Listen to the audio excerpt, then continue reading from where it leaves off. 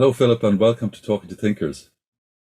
I'm delighted to be here and thank you for having me, Johnny. Great. Well, if we can maybe start our conversation by you establishing when and where you were born. I was born in Ballygar. Most would describe it as a village, but everybody local would describe it as a town in the west of Ireland, in County Galway, northeast Galway, near the Roscommon border, but for that very reason, more fervently Galway than almost any other town in the place. Okay. And can you paint a picture of what it was like growing up there? You know, what your family were like, what the town was like, what sort of people were there?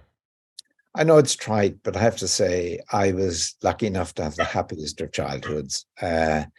My family were embedded very much in the town. I'd been there for 3 generations. I mean, it was a town of 500 people, but a fairly densely populated hinterland at the time. When I grew up, and earlier it had been even more populated. But I remember it as almost one big family. My own family was quite religious, my mother in particular, but utterly unsectarian. I mean, open to absolutely embracing of all faiths and traditions. And it was a wonderfully warm family in which we raised. I must say there were just two of us, my brother and I, a very small family at the time. My mother used to explain it by telling us later, in case we thought that she and my father weren't getting on too well, or why we had so few, is that she had a slow ovary. This is apparently a complaint unknown to modern medicine, but somebody told Mum that, and she maintained that story, which obviously they found hard to conceive. In fact, this is very personal, but I was conceived as a result of my father discovering the Archdiocese of in London, the Archdiocese of Westminster booklet on using the rhythm method, which the Vatican approved of. It was forbidden literature in Ireland of the time, because all literature supporting contraception, artificial or otherwise, was banned.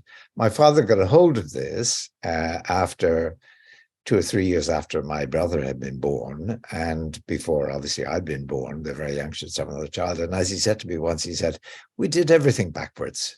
And it worked. So I was the result. I do remember Ballygar incredibly warmly, and I think I've been back there almost every year, apart from the COVID years, since I left Ireland in 77.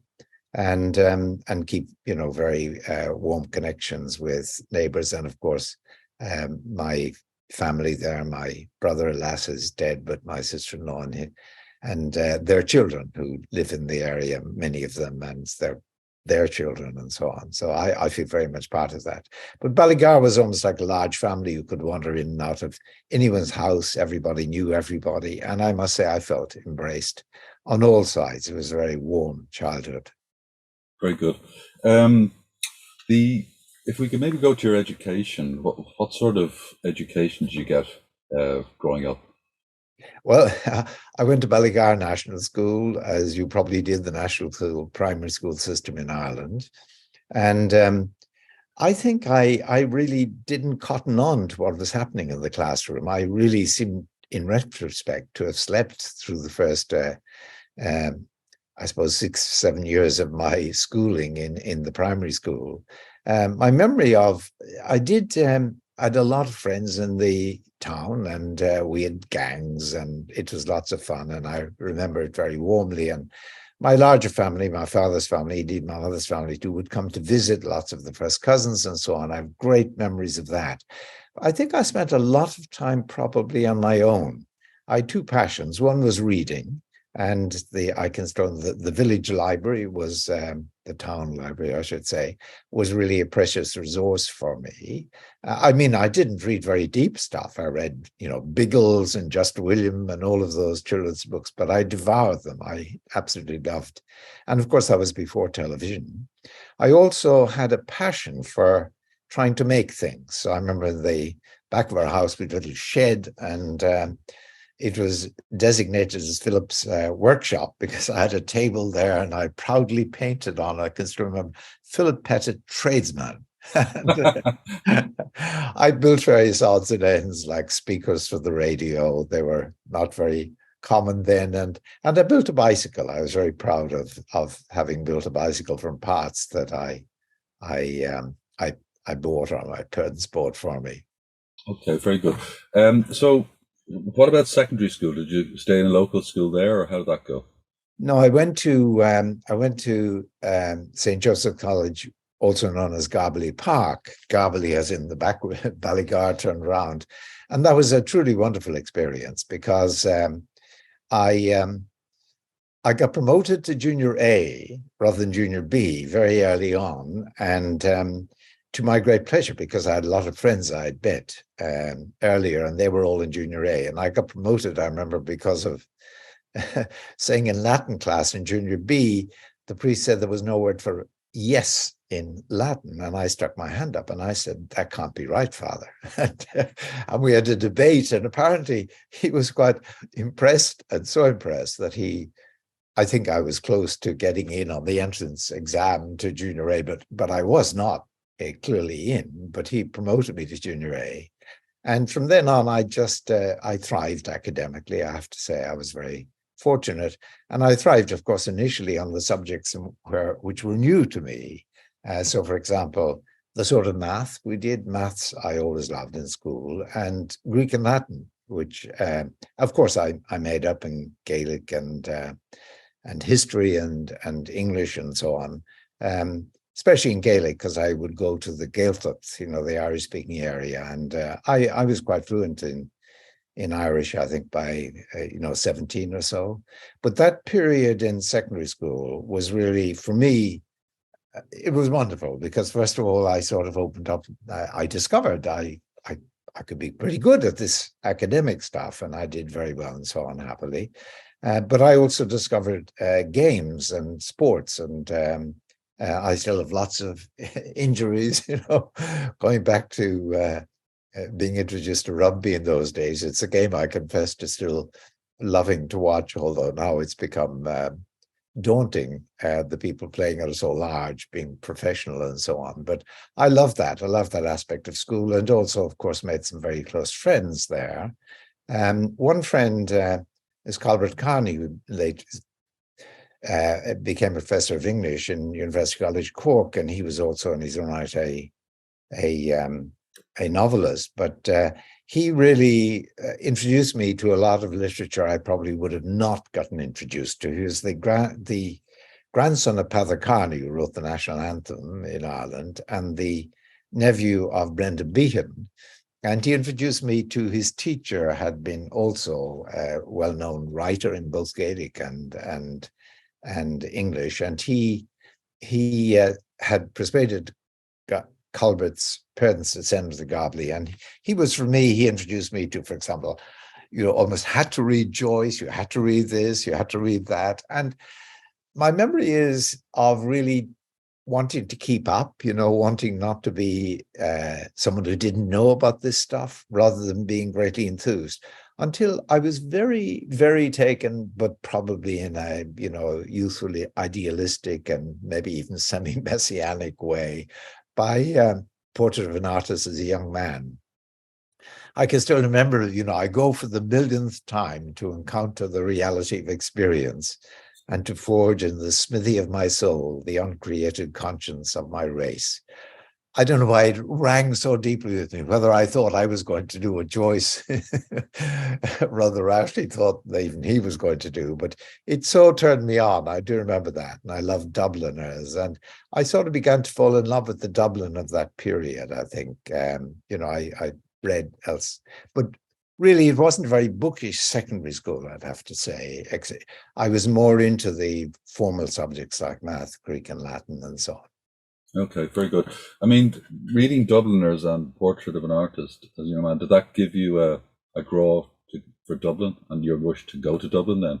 Yes, it did. And I was sort of I was going to be a doctor. That was partly because I had two uncles who were doctors, who were sort of in the family. And although I must say, I think I would have been very ill-equipped to be a doctor. I think I was far too squeamish to be, and far too impatient, probably, to have a good bedside manner, for that matter. But then, and I was full of going to Dublin, and we would go to the rugby matches from school, to see the internationals in Dublin. And man, we visited the universities, and I can remember, David Thornley, who was a well-known figure in Trinity College Dublin, walking into his office as we were touring the college before a rugby game from secondary school, a group of us. And I remember thinking, to belong to that sort of world, because I knew him from television. You could think, you could write, you could teach, and what a wonderful place, Trinity College is. I mean, I went later, of course, to University College, which I deeply loved in a more personal and affectionate way, really. Yeah, interesting. And his son then became the rugby correspondent for the Irish Times, Jerry Thornley, which is, an interesting connection there. Yes, absolutely. But great. So, I mean, so when you left school, was going to university, was that something that your parents were ambitious for you to do, or what was going on in your mind then at that point?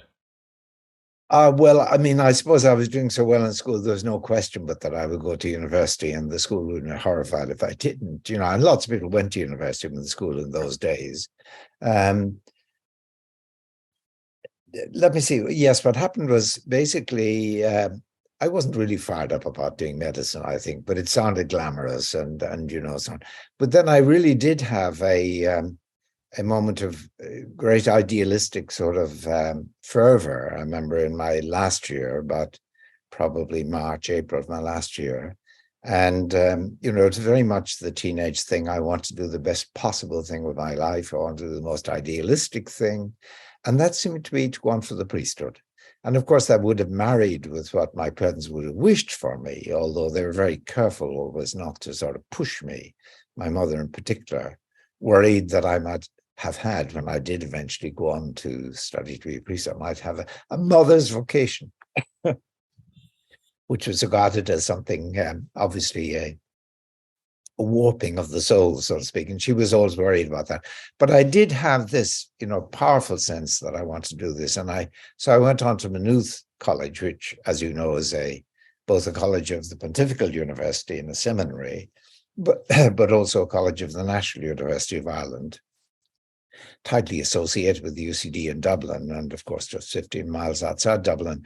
I went there to study to be a priest, and I chose to do, I had a choice to do 3 years university education first, and I a choice between math and classics, and I chose classics, but then had a crise, so to speak, at the end of my first semester there, actually, because I came across entrance papers for a rugby school in England in 1910 in Greek and Latin.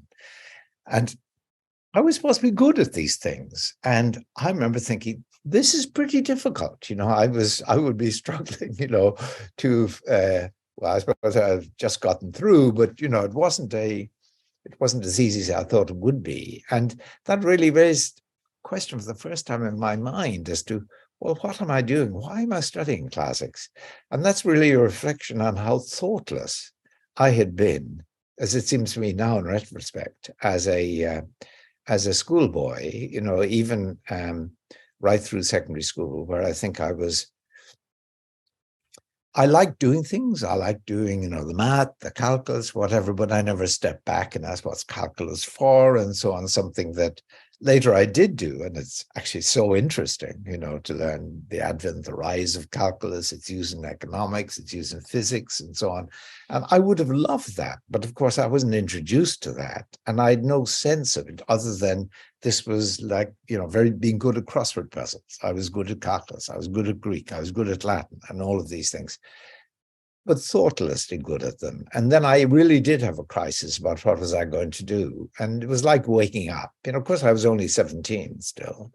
And I asked around, and I went to various lectures. I remember tried English, tried history, liked them in various ways. But then someone said, well, what about philosophy? And it turned out I was doing mathematical logic because of the math thing. And that qualified me to go on to do philosophy in my later years. And I was so excited when I learned that you could think about whether you had free will, that you could think about, whether there was God, that you could say. I mean, all of these questions seem to be like the great questions. And that is where religion had given me ready-made answers for. But you would be free to think about them and to read what people had written over thousands of years about these topics. Man, I just thought, I couldn't believe it was like I'd been invited to a feast, that I didn't even know was taking place. And that was for me a real eye-opener. I had deep friendships in Maynooth, I have to say, very intellectual friendships. Why do I say that? Well, partly because I do remember how, I had lots of other friendships as well, but intellectual because I learned so much from the people I got to know within Maynooth as fellow students. All of those I think I'm thinking of now left as I left, of course. Farrell Corcoran, Joe Brosnan, Tony Brophy, Richard Watson. These are all people who actually had wonderful careers in their own right outside of Maynooth. But, we talked about everything from, I remember Richard Watson trying to explain special relativity to me. He was a physicist. I remember Joe Brosnan taking me through, his excitement about D.H. Laurance, who was writing a undergraduate thesis on Laurance, and so on, through all of these really wonderful people. That really excited me intellectually, and then discovering philosophy, which actually none of them did. That was sort of my little area. And only a couple of others did honest philosophy with me, and they were good friends too. But I just delighted in the freedom to think that it gave me. And did your interest in philosophy then strengthen or weaken your sense of faith? Well, the philosopher who really turned me on was Jean-Paul Sartre. I can't remember how I came across him, but I learned French, for example, by spending summers in France in order to be able to read Sartre in the French and read commentaries on Sartre in French.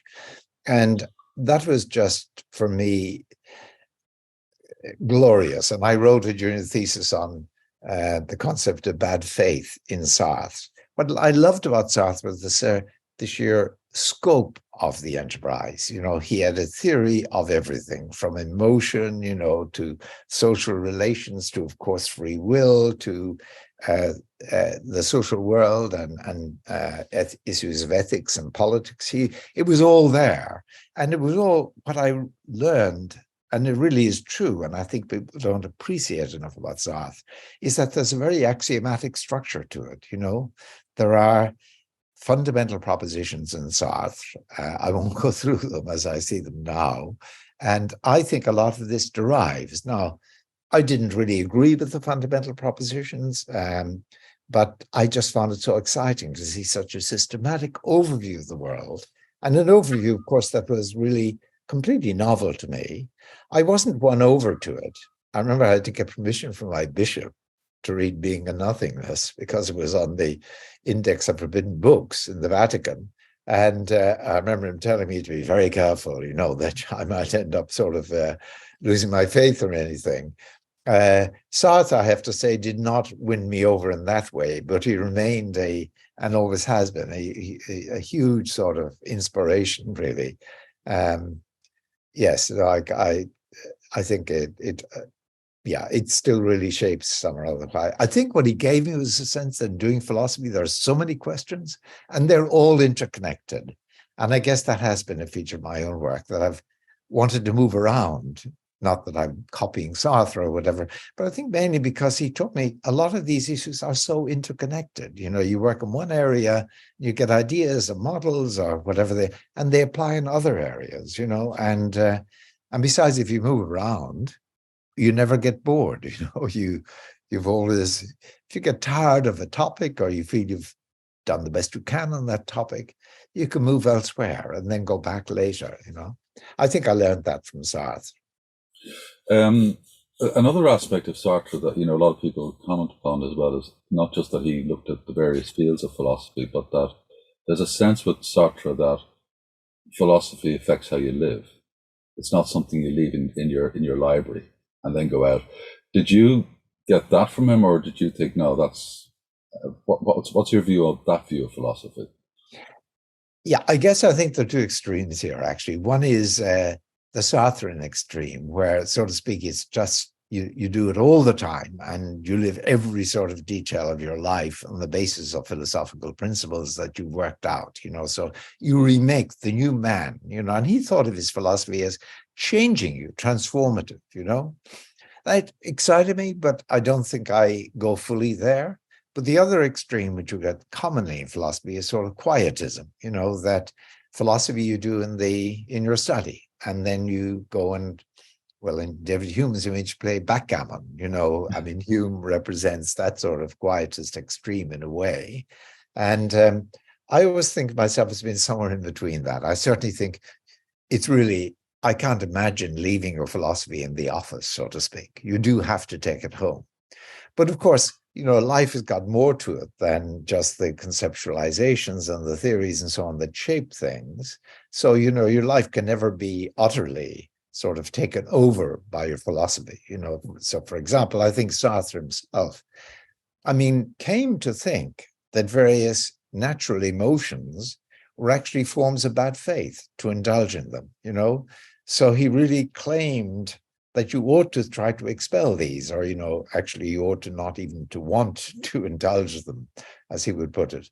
I do remember a friend of mine, in fact, in Queens in Belfast, Francois Bourdet, who was a great fan of Sartre and had gone the whole way with him. And it was said about Francois, I don't think I ever checked it with him, that he used to go to the dentist and insist on not getting any Novocaine, because he, as Sartre would have thought, so he at least interpreted Sartre, would have thought, well, you can decide not to fear pain. And just, that's a free decision on your part. And so the pain won't matter as soon as you decide. Now, that's the sort of existentialist extreme that I think is unrealistic. I think, and in order to, philosophy must permeate your life. At least it certainly has done in my case, I would believe. But it permeates it only on the basis of what, nature gives you, culture gives you, all the riot of emotion, the cascade of feeling and insight and association and affection. And it does permeate through that, but it can't sort of undo it, nor would you want to allow it to undo it or unmake it, so to speak. Mm. Well, as you sort of indicated, as we know, Sartre didn't believe in God, so that can't have helped your faith. But you ultimately didn't become a priest. So can you explain what happened? What happened by the time you finished your BA at Maynooth? I think I was still, even then, despite what I saw as the scales having fallen from my eyes and the great excitement about philosophy and thinking for yourself and so on, which I guess I was doing, I think I was still trapped in that sort of thoughtless way, in the notion that whether I was to be a priest or not depended on whether I had a vocation. And that was a metaphysical idea, whether God wanted me to be a priest. And I really agonized about this. And after my BA, I went back to Maynooth to go into theology. I think with the gut feeling I was going to decide to leave during that year. But when I went back, I had done quite well in the BA, and I was called by my professor, someone I really admired, actually, Matt O'Donnell, later became president of Maynooth, actually. And Matt had arranged, if I was willing, as he told me, to allow me to take a year out to do a master's by thesis. And he had squared it, he said, my bishop with the president and so on. And for me, that was just joy. I couldn't believe it. So I had a whole year. I still lived in Maynooth, but I went in and out to libraries in Dublin, mainly in Trinity, I remember. And I wrote a dissertation on a rather different topic from the Sartrean stuff. But I'd also had it was very ecumenical sort of training in philosophy. I had lots of history, scholastic in particular, of course.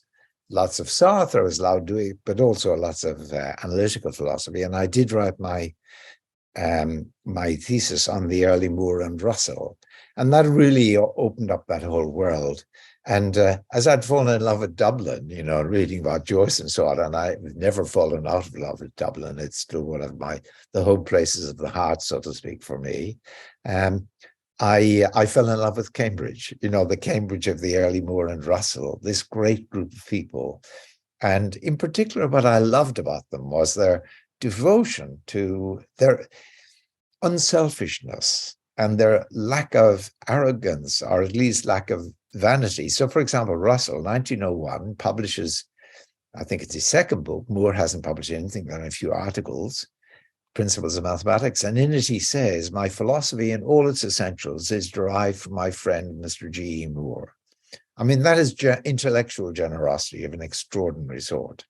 And I fell in love with that sort of Cambridge. And of course, I was later to go there. So that was a happy event too, as I was later to go to Dublin.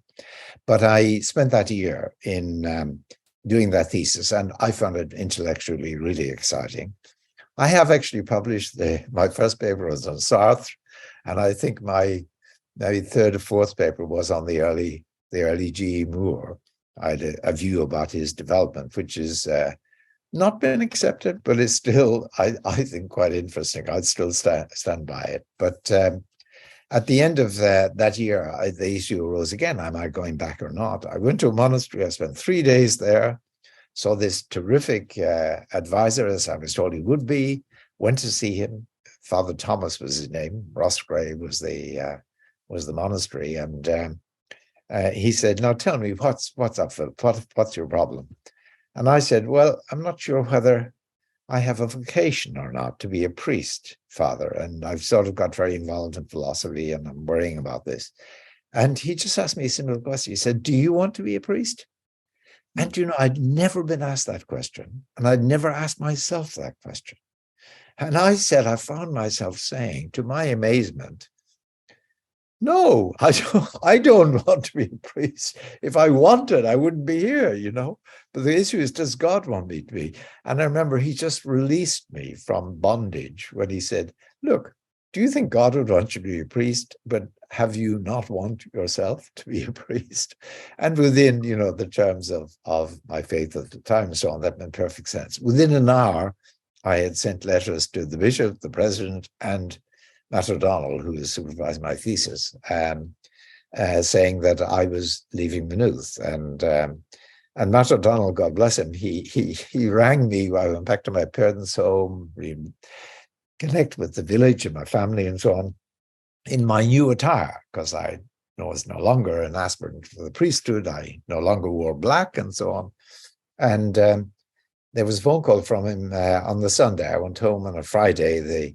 He said, well, I got your letter. Very interesting, as I went into the external examiner's meeting on your dissertation. They were one from Belfast, one from Dublin. And he said, I've rather good news to give you. He said, I have an offer of a job for you in Belfast and an offer of a job for you in Dublin. Now, that was a wonderful time, of course. I feel guilty relating this almost on, I think, my own graduate students who are so wonderful and scrambling to get jobs, but there were more jobs than there were applicants at that time in universities. So I went to Belfast. A month later, a week later, I was on the train to Belfast. A month later, I was teaching Being and Nothingness as a teaching assistant in Belfast. That was just joy itself. But then a year later, I moved to the job in Dublin, which had to be approved and so on. Although the job in Dublin was a 1-year repeating job, whereas the job in Belfast, I was offered at the end of that year, was full tenure for the rest of my life. Wow. But, the arrogance of youth, or the hopes of youth, I quite happily, my father couldn't believe it. I'd given up a 10-year job to move to a 1-year job, but it was 1 year repeating at UCD. But I love Dublin. Most of my friends from Maynooth were now in Dublin, and my friends from Gobly as well. That's where I wanted to be, So I moved then to Dublin.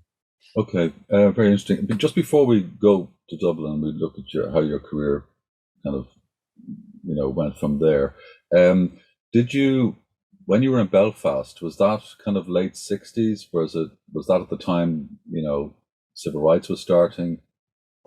It was just at the time, and you put the right word, that civil rights was starting, because I went there in 67, 68. I was 21, 22, actually, absurd age to start teaching at. But that was the year when Andy Boyd had published a pamphlet with the Fabian Society revealing the degree of gerrymandering, and it was extraordinary in Northern Ireland at the time,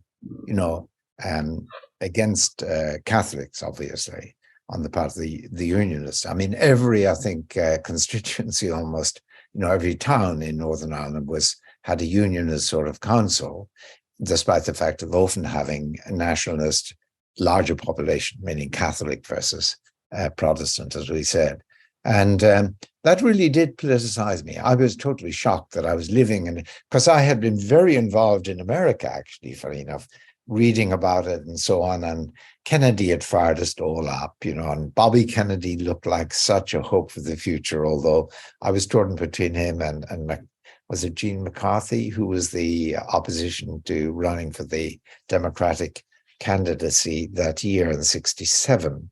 But here was civil rights issues, and we hadn't a Martin Luther King, and I got involved, although probably only marginally, with groups in Queens and Belfast. Later became the People's Democracy Movement, and they were really not a Catholic or nationalist group. But I left in August of 1968 to go to Dublin, and I think September of 1968, Austin Curry sat in a house in Northern Ireland to protest against the house having been given to a young woman who was from the Union side, when a Catholic family of 5 children had been waiting for a house. And this house would have suited them, apparently, for years. I can't remember the period. And he sat in. He was an MP, I think probably in Stormont, I'm not sure, or perhaps it was in Westminster, from Northern Ireland. And that really became the rallying point, initially for civil rights type groups, including PD. And they marched across from Belfast to Derry in December 1968. I was in Dublin. I remember watching it avidly.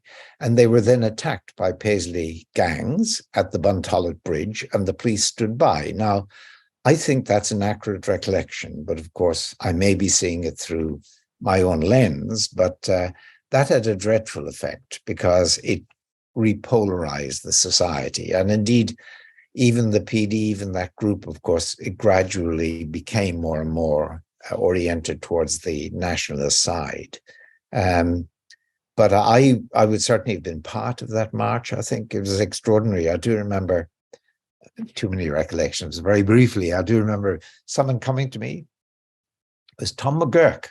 You may know his name. Yeah. He was later featured in Seamus Heaney's Oxford Book of English Verse. I mean, he was really an interesting young poet, and I'd heard him read his poems in Queens of Belfast. And he came to me, I remember, in April or May of my year in Belfast, and said he wanted to do philosophy, and what would I advise him? And I remember saying to him, look, I don't think poetry and philosophy mix. Still have that view, actually. I love poetry, but they're just it's a different spirit. One seeks clarity, exactitude, the other seeks evocation and association and so on. And both are ways of learning, both are ways of understanding, but they're so different. And I said, I really thought that philosophy and poetry didn't mix. And I said, write poetry about politics, I said. He was actually Catholic, but played rugby. He was a good rugby player, if I remember. And I remember him saying, politics bore me. Now, he was one of the leaders of the march in December of that year, just 5-6 months later. It shows you how quickly people were radicalized around that event. And anyhow, it did certainly awaken my political sort of sensibility. And of course, that was reawakened in Dublin when I went there, as you know. Yeah. So as we move now to Dublin, before maybe we talk about how the 1960s was in Dublin, the spirit of civil rights was happening there, and liberalism. Can you give us a sense of the department? You said you joined the Department of Philosophy there. I mean, it would have been known as mainly dominated by the church and priests. How did you fit into that world? If I remember, there are 25 staff or faculty on the department. In the Faculty of Philosophy, it was called actually 3 departments. There was politics, psychology, metaphysics. Metaphysics was the home ground. I had been offered a job in the Department of Politics as one of the philosophers there. I had some wonderful colleagues also on the more empirical side. Many of them became well known afterwards in Irish life, like Maurice Manning, with whom I shared a house for a year. But the philosophers in UCD, there were 25 faculty, 22 were priests, 3 were lay people. I was the 3rd lay appointment. The first 2 were Paddy Masterson, became a very close friend, later president of UCD, and indeed rector of the European University, and an active philosopher to this day in his 90s, also a novelist, as you may know. He writes rather like P.G. Woodhouse type novels. They're wonderful, though, about academia. And the second was Dennis Turner, who became a very, very close friend and philosophically very close. In fact, I learned an enormous amount from him. There was a graduate student, I think he was at the time, but later he certainly did very well and quickly joined the staff as John Maguire, who later became professor of social theory in Cork. Those 3 I remember in particular from just endlessly talking philosophy, maybe in particular with Dennis. Dennis later actually became professor of theology in Cambridge and then in Yale, and is now retired and lives actually just 10 miles from me here in Princeton. He's retired in a small town near here. So I see Dennis to these days, but in those days it was so heady. He was very much leaning towards Marxism, and I learned a lot about Marxism from him and from John in particular too. Both of them wrote on Marx, in fact. And I suppose I learned a lot of political philosophy. Fergal O'Connor was in the department. He was a priest, one of the most wonderful of men, as I think you know independently. And that was so exciting. But of course, what was particularly exciting in UCD, as you will know, is that in March 1969, we did a rerun of Paris, May 1968. There was a student revolution. And Dennis and I and John, though I think he was still a graduate student, were involved in that. Dennis and I as young faculty, young staff. And I mean, it was an extraordinary period. The university was shut down for about 2 or 3 weeks. There were daily meetings, sometimes up to 3 or 4 or 5,000, protesting as conditions in the university, but it also spread more widely. It involved issues across the country and there were demands made. We did eventually get a sort of an agreement to a lot of reforms within the university, which I thought are very important and have proved lasting, I think. It was really moving from a German style of university where the professor was almost God Almighty and everybody else was an assistant of the professor, to a more Anglo-Saxon, I suppose you'd say, sort of a system in which every position is advertised and positions are appointed to on the basis of competitive applications and so on. There were also all sorts of other issues within the university. Actually, I do remember one was, Dennis and I are very keen in this, of establishing a mentorship system for undergraduates in their first year. We felt they were getting lost and so on, very large university at the time. And we did set up, I remember, that was probably shortly after the so-called revolution, a system of assigning mentors, getting staff to offer to be mentors and then assigning mentors to different students. And one remarkable thing is that Garret FitzGerald, later Prime Minister of Ireland, not everybody will know that, hence my saying that, making that obvious point to you. Gareth was then, he was of course a tenured member of faculty, but he would come in the evenings with us to try to work out this mentoring roster, I remember. And, Dennis and I weren't married and, it was easy enough for us to bear an evening, but Garret was extraordinary in those days. And he, in fact, like Dennis and I, were involved and spoke at some of these meetings and were bad-mouthed, to say the least of it, by the powers that be. In fact, I think it was said, I'm not sure whether someone was warning me off or something, but I believe that someone called for the dismissal of Dennis and me on the governing body of the college. Wow. So did you feel this was putting you in a precarious situation? Because I know you also wrote a book, or you edited a book called The Gentle Revolution, but was this putting you in a precarious position then? With your Well, fellow? I must say, it did. I did worry at a certain level. I remember about what the powers that be, who are sort of invisible to me, might think. And indeed, the head of the philosophy faculty, who was Monsignor Hogan, was truly a really, to me, an almost satanic presence, to be absolutely honest with you. I mean, he was terrifying, and he gave us warnings of the direst sort, which Dennis and I really ignored. But people like Fergal O'Connor and Paddy Masterson were totally supportive. And the professor of politics, political theory, Conor Martin, also a priest, basically kept saying, look, don't worry about this. And they were very, very supportive. So I guess we weren't really concerned. And in at the end, when the thing was more or less all over, the university reforms had been achieved. I'm afraid nothing had been achieved, of course, more widely, although there were associated groups who were campaigning against the knocking, for example, of Georgian houses in Merrion Square and so on. They were so there were offshoots more broadly, but we decided to publish a book with contributions by by students who were on the sort of revolutionary side, and the young faculty.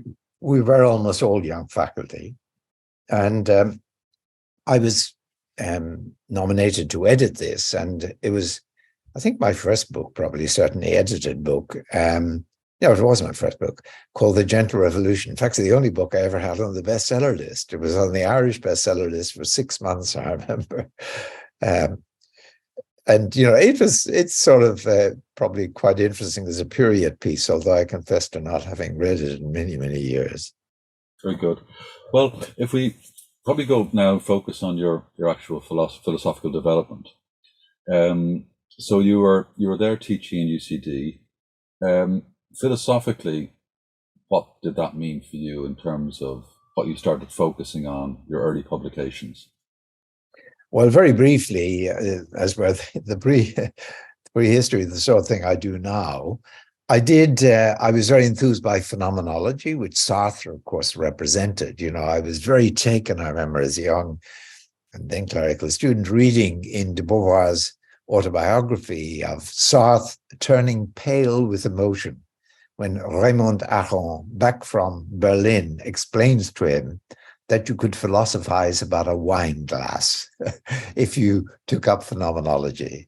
So I did do work in phenomenology. In fact, bizarrely, with a small Dublin publisher, I published a tiny book called On the Idea of Phenomenology. First half was exposition of Husserl's views. Second half, I basically was criticism. And in the course of writing it, I wrote myself out of phenomenology. The next great enthusiasm, I think I was always looking for an ism at that point, you know, maybe because, you know, that's what Catholicism and Thomism had represented for me earlier on, was structuralism. I read actually Derrida's, I think his first book, and maybe his best book, called La Voix et le Phénomène, which was a critique of Husserl. And I remember I was totally taken by that. And basically he said, look, Husserl's idea was you go back to the pure, unsullied experience of the mind at work, and you describe it. Zu den Sachen selbst, back to the things themselves, was the Husserlian catch cry.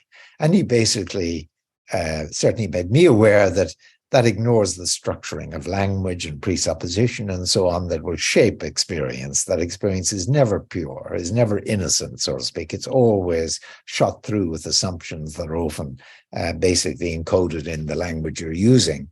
And and I did then take up structuralism, and I did eventually write a book called The Concept of Structuralism too, which was published a bit later, in 1975.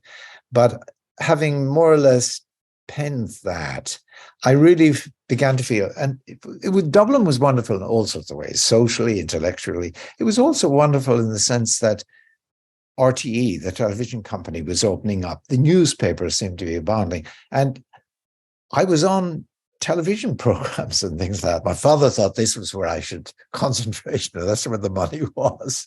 But I remember being, and the chutzpah was unspeakable, really, looking back at my own sort of willingness to take risks. So, for example, I remember being with Raymond Williams on an Irish television program discussing the history of theatre.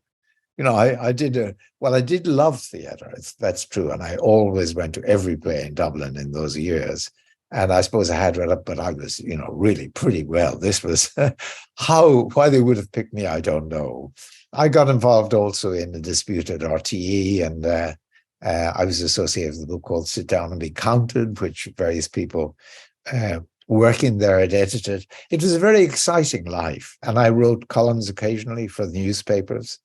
And I think I had bad conscience because I felt I want to be a philosopher. That was still there, the original Sartre and stuff. And I felt, I'm getting too tied up in things. I mean, this sounds a bit sanctimonious now looking back, but I did really, I think, feel that.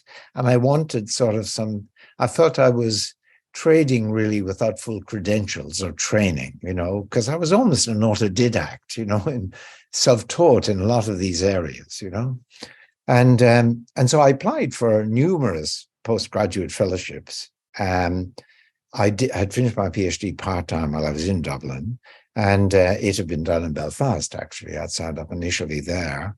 And it was also still in continental philosophy. It was on Paul Ricoeur and Merleau-Ponty and figures like that. But I applied for all these postgraduate fellowships, and amazingly, I got offered a research fellowship at Trinity Hall in Cambridge, and that was just, I couldn't believe my luck. And it really was luck, because it was a wonderfully, I can still remember every one of the people on that appointment committee. Sadly, all but one are dead now.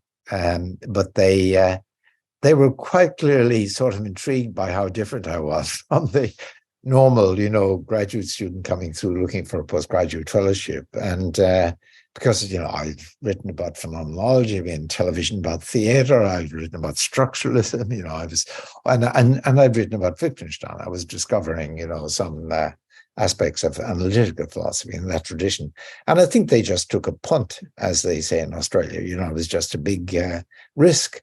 And I had 3 years there. University College Dublin very nicely actually offered me a retainer salary. So I retained tied, and I fully always intended really to go back to Dublin. But I had a wonderful 3 years in Cambridge and learned so much. I learned, in the history of thought. I learned enormously in philosophy, of course, and I began to develop new ambitions, really. Yeah, so if we look at you get to Cambridge, I mean, it does sound a bit like your description there. You were kind of a young man looking for an ism. I know, and that's really, that's not something to be proud of, really. I think it's always remained. Well, I've always wanted the Titian sort of painting rather than the Claude Lorraine, so to speak. A wide canvas, because that's what excites me. I think I was certainly looking for a wide canvas. If I were being, I think, a bit hard on myself, I say I was looking for an ism. Yes. I didn't mean to be hard on you, but I think it's quite a natural thing for people, young people especially, young philosophers, to want something to hold on to and something that's substantial. But you're in Cambridge, and I mean, you were talking about you fell in love with actually the Cambridge of the early 20th century, the G. Moore and the Russell. But when you went there in the 70s, it was still a great place to be. I'm thinking there was two big important areas that your thought seems to go into at this point. I mean, probably prompted by Cambridge or help, because first of all, you have this Cambridge school emerging on the history of intellectual history, and which put its emphasis on the context rather than just these free-floating texts that embody perennial ideas. So that was kind of taking root. And then you also had your interest in this joining the dots, which you kind of got from Sartre, seems to get more and more substance behind it.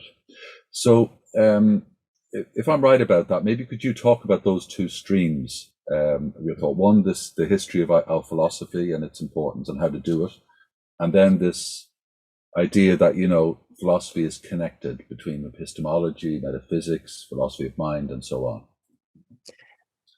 Let me just more generally say two things really struck me about Cambridge. One was that within the college, I mean, I'm the junior fellow of the college of 35 fellows or so, was to discover that my vote was just as strong as everybody else's on the governing body, for example. I remember thinking, this is ridiculous. I'm coming to a college set up in 1350 something, I think, and it's got exactly the sort of democracy within the operation of the institution that we were looking for back in UCD, which is a more Germanic model of the university. And this was so democratic, and everyone treated you as an equal, and there was no sense of, deference to it. And I just thought, this is terrific. I loved that college.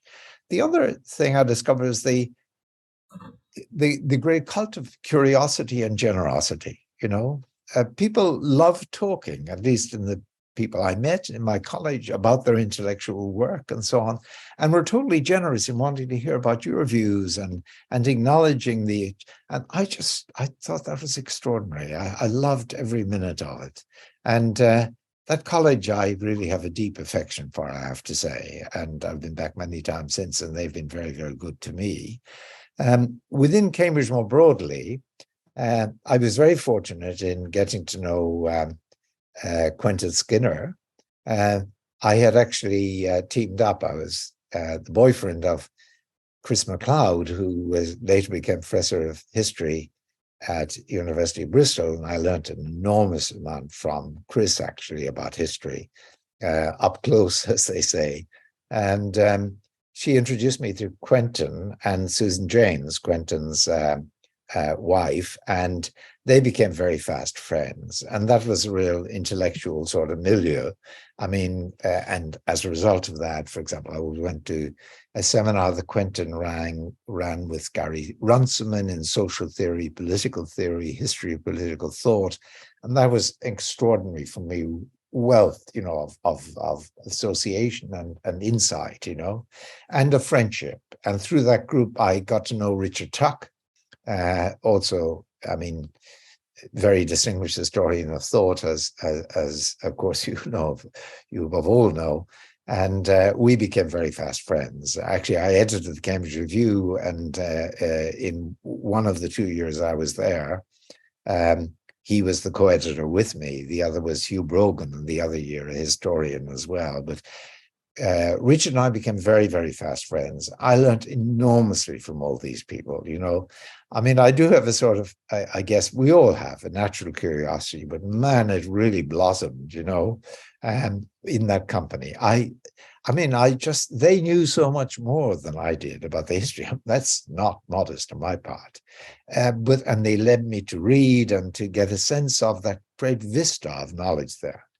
On the other side, I'd met Elizabeth Anscom in Dublin, actually, and I'd incautiously said to her that I was actually being interviewed or something for a postgraduate fellowship. And she noticed that I got this fellowship, and she invited me to her home.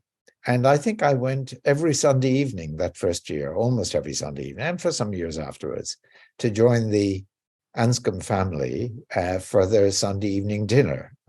Many hilarious stories from that, but not this is not the time or place to relate them. But I mean, she had I was in awe of her, frankly, and Peter Geach, her husband, but I certainly learned from them in various ways. I went to some lectures of hers, though they're very Wittgensteinian. I was, oh dear, is that really what I want to say? I mean, Elizabeth did this in the fullest sort of con brio, as you might say. Someone I really, really liked, who was senior as well, and I learned a great deal from her, and I really, really admired her work, was Mary Hesse, who was then professor of philosophy of science. And she and Hugh Mellor and various others established this triangular group, they called it, I remember, that I joined, where you discuss science, philosophy, and religion. Both Mary was quite religious, I think.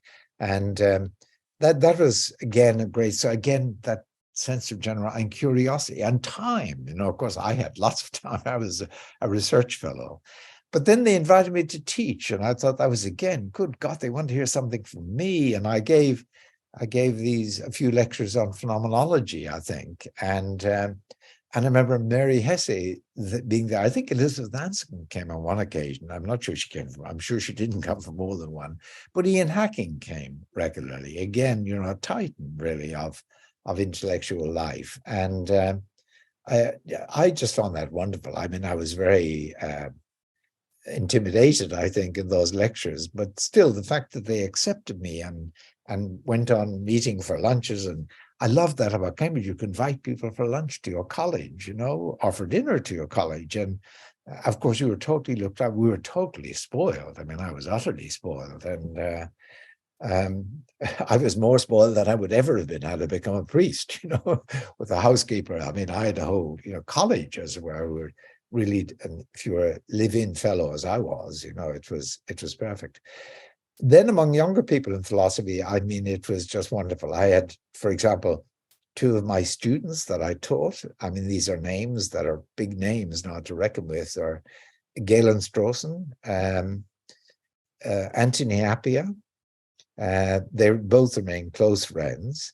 And the third, again, very close friend. I didn't really teach him, but I sort of, I would meet him on the side. He was an undergraduate, Jeremy Butterfield, who later became professor in Oxford, is now a senior research fellow in Cambridge. They all, I learned so much from all of them. David Papin was another, I remember, and, they were, and one particular influence I'd like to mention, actually, because we had lunch once a week for years, really, was another research fellow called Chris Hookway, who later became professor of philosophy in Sheffield. Oh. And he and I, mainly because he was such a generous spirit, and I think I just picked his brains every week, learning about what he knew. And he was just terrific. He was my tutor almost, I remember. He, more than anybody else, really, I learned a lot from him. Actually, at the end, before I left, I even wrote up a text, I remember it, called First Analysis. That's what I called it. It was book size. I did nothing with it, happily. But it was really writing up for myself the sort of stuff that I would have come to understand had I had a training in analytical philosophy as well as in continental. So by the time I left Cambridge, I guess I was deeply interested in political philosophy. I had written on roles, and actually Partha Dasgupta was later, he's now Sir Partha Dasgupta, economist. He was a fellow of Trinity Hall with me, and I remember he and I talked endlessly about roles, and he really got me into roles. So I'm going on too long now about Cambridge, but it was a feast of exposure for me. I went back to Dublin then, and I'm afraid I was rather dismayed to find that 3 appointments I've made in the Faculty of Philosophy, they were all priests. Maybe it was 2. They were both priests. They were both appointed without public competition by the back door. And I felt that, it's not changed. The university was changing, and philosophy later changed, but it did not change in those years. I was quite distressed about that. And I remember I applied for, as soon as I'd done my stint, I think 18 months was thought to be required, because of the retainer salary. It's a very small retainer salary, but I very sadly left for the first job I got, which was actually a chair, unbelievably, in a new department in England at the University of Bradford, fully intending, of course, to return to Dublin. I just hoped that I would get a job in Trinity College, where you wouldn't have that controlling influence, really, by the Archdiocese of Dublin, which is what it was close to. That's close to what it was in those years. I mean, yeah, and as it turned out, you never really did come back to Ireland then. I mean, you've been away, I mean, in professionally, I suppose. But I thought it was very interesting there, what you said there about Cambridge. And from your description, it sounds like, you were in you were in the centre of the philosophical world. I know Oxford and there was other places, but it does really sound like the intellectual level was really high, and that you were kind of in this. And leaving there must have been almost an anticlimax, no matter where you would have gone. Well, yeah, I think that's true, actually. It was sort of seventh heaven. We believed we were center of the world. In philosophy, we weren't really. I mean, Oxford probably was, and more it was on the American side. But there wasn't a lack of self-confidence, so to speak, about Cambridge at the time. But mainly what I remember is just the generosity and the curiosity, as I say. And I remember worrying about what was it that I really wanted to do in life. And I think this is ridiculous. I read a book called Zen and the Art of Motorcycle Maintenance. You're probably too young to have read it, Johnny. No, I know that. By We all read it at the time. And I remember the great word I think I took from that book was quality. That whatever you do, it's got to have high quality, you know? That's a very vague notion, but I felt that was what I wanted, certainly in my intellectual efforts, you know. Very good. No, I know that book actually by Parsig. It's a good read. Right. Well, if we could now maybe focus on one of the books I'd like you to discuss. I mean, you had, as you said, started publishing books, especially in political philosophy, in the late 70s, early 80s, particularly on Rawls. But there's a book that really impresses me, and I'd like you to talk about, and that's The Common Mind. Because that seems to me to exemplify, in a way, your approach to philosophy, and that you bring different parts of philosophy of mind, metaphysics, epistemology, society together. So could you maybe talk about what that book tries to do and how it tries to do it? Let me lead into it with a little bit of more biography, not that it's that interesting in itself, but my years in Bradford were really also very, very happy years. Okay. And I met my ex-wife, who remains a very close friend, Eileen McNally, there, and we married there. It was a very, very happy period of my life. And philosophically, it was also very interesting. I was very close to Graham MacDonald and Cindy MacDonald, both philosophers. She taught in Manchester at the time, he in Bradford, a colleague of mine.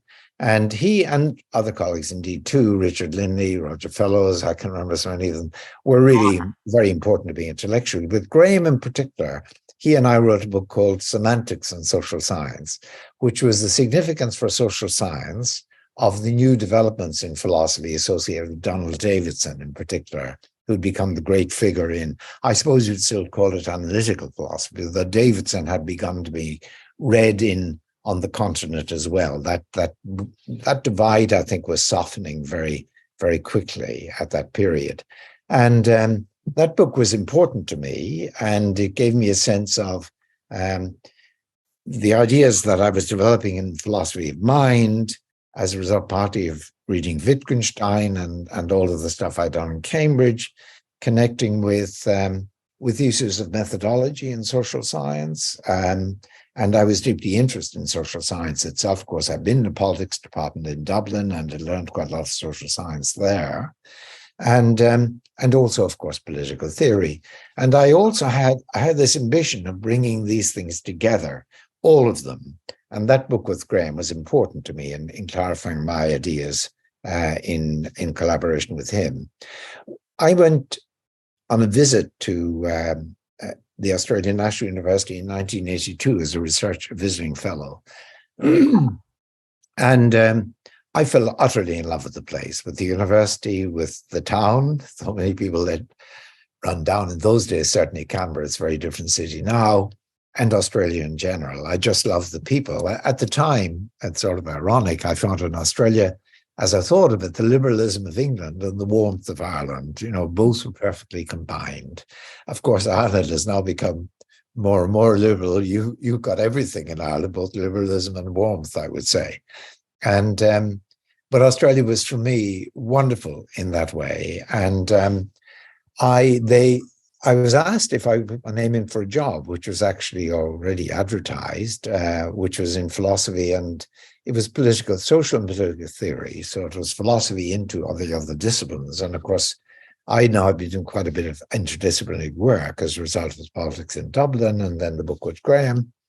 And I remember being interviewed for that job and saying to them, look, I have a big ambition, which is to write this encompassing book that will cover these three areas you've described: philosophy of mind, social theory, political theory. And I said, it may not come off. And I remember saying to them, look, my belief is it's not worth playing a game you can't lose. So I may lose in this enterprise, in this game. But I said, if you point me, I may lose. This may be a big disappointment. But I said, I can still be regular. I can write about roles. I can, do this. I remember saying this to them. It was a slightly ridiculous line to peddle, but for some reason it won them over, and I was offered that job on Christmas Eve, 1982. And happily, I was able to persuade Bradford to replace me. And I moved, my wife and I, she came to Australia in that December. She fell in love with the place too. We both moved in September of 1983. Now, that had an enormous impact on me, I have to say, the whole Australian world. The people I knew, extraordinary philosophers, the senior levels, Jack Smart, Stanley Benn, for example, were quite important. But then the people of my own generation and younger had an enormous impact on me. Frank Jackson, in particular, I think, really one of the great figures of contemporary analytical philosophy, I would say. But also younger people like Michael Smith became a very close friend. In fact, Frank and Michael and I later published a collection of our papers, all of them jointly written either between twos or threes. They're very important. And younger people like Hugh Price, who later became Bertrand Russell Professor in Cambridge, and Peter Menzies. But I won't go on with lists.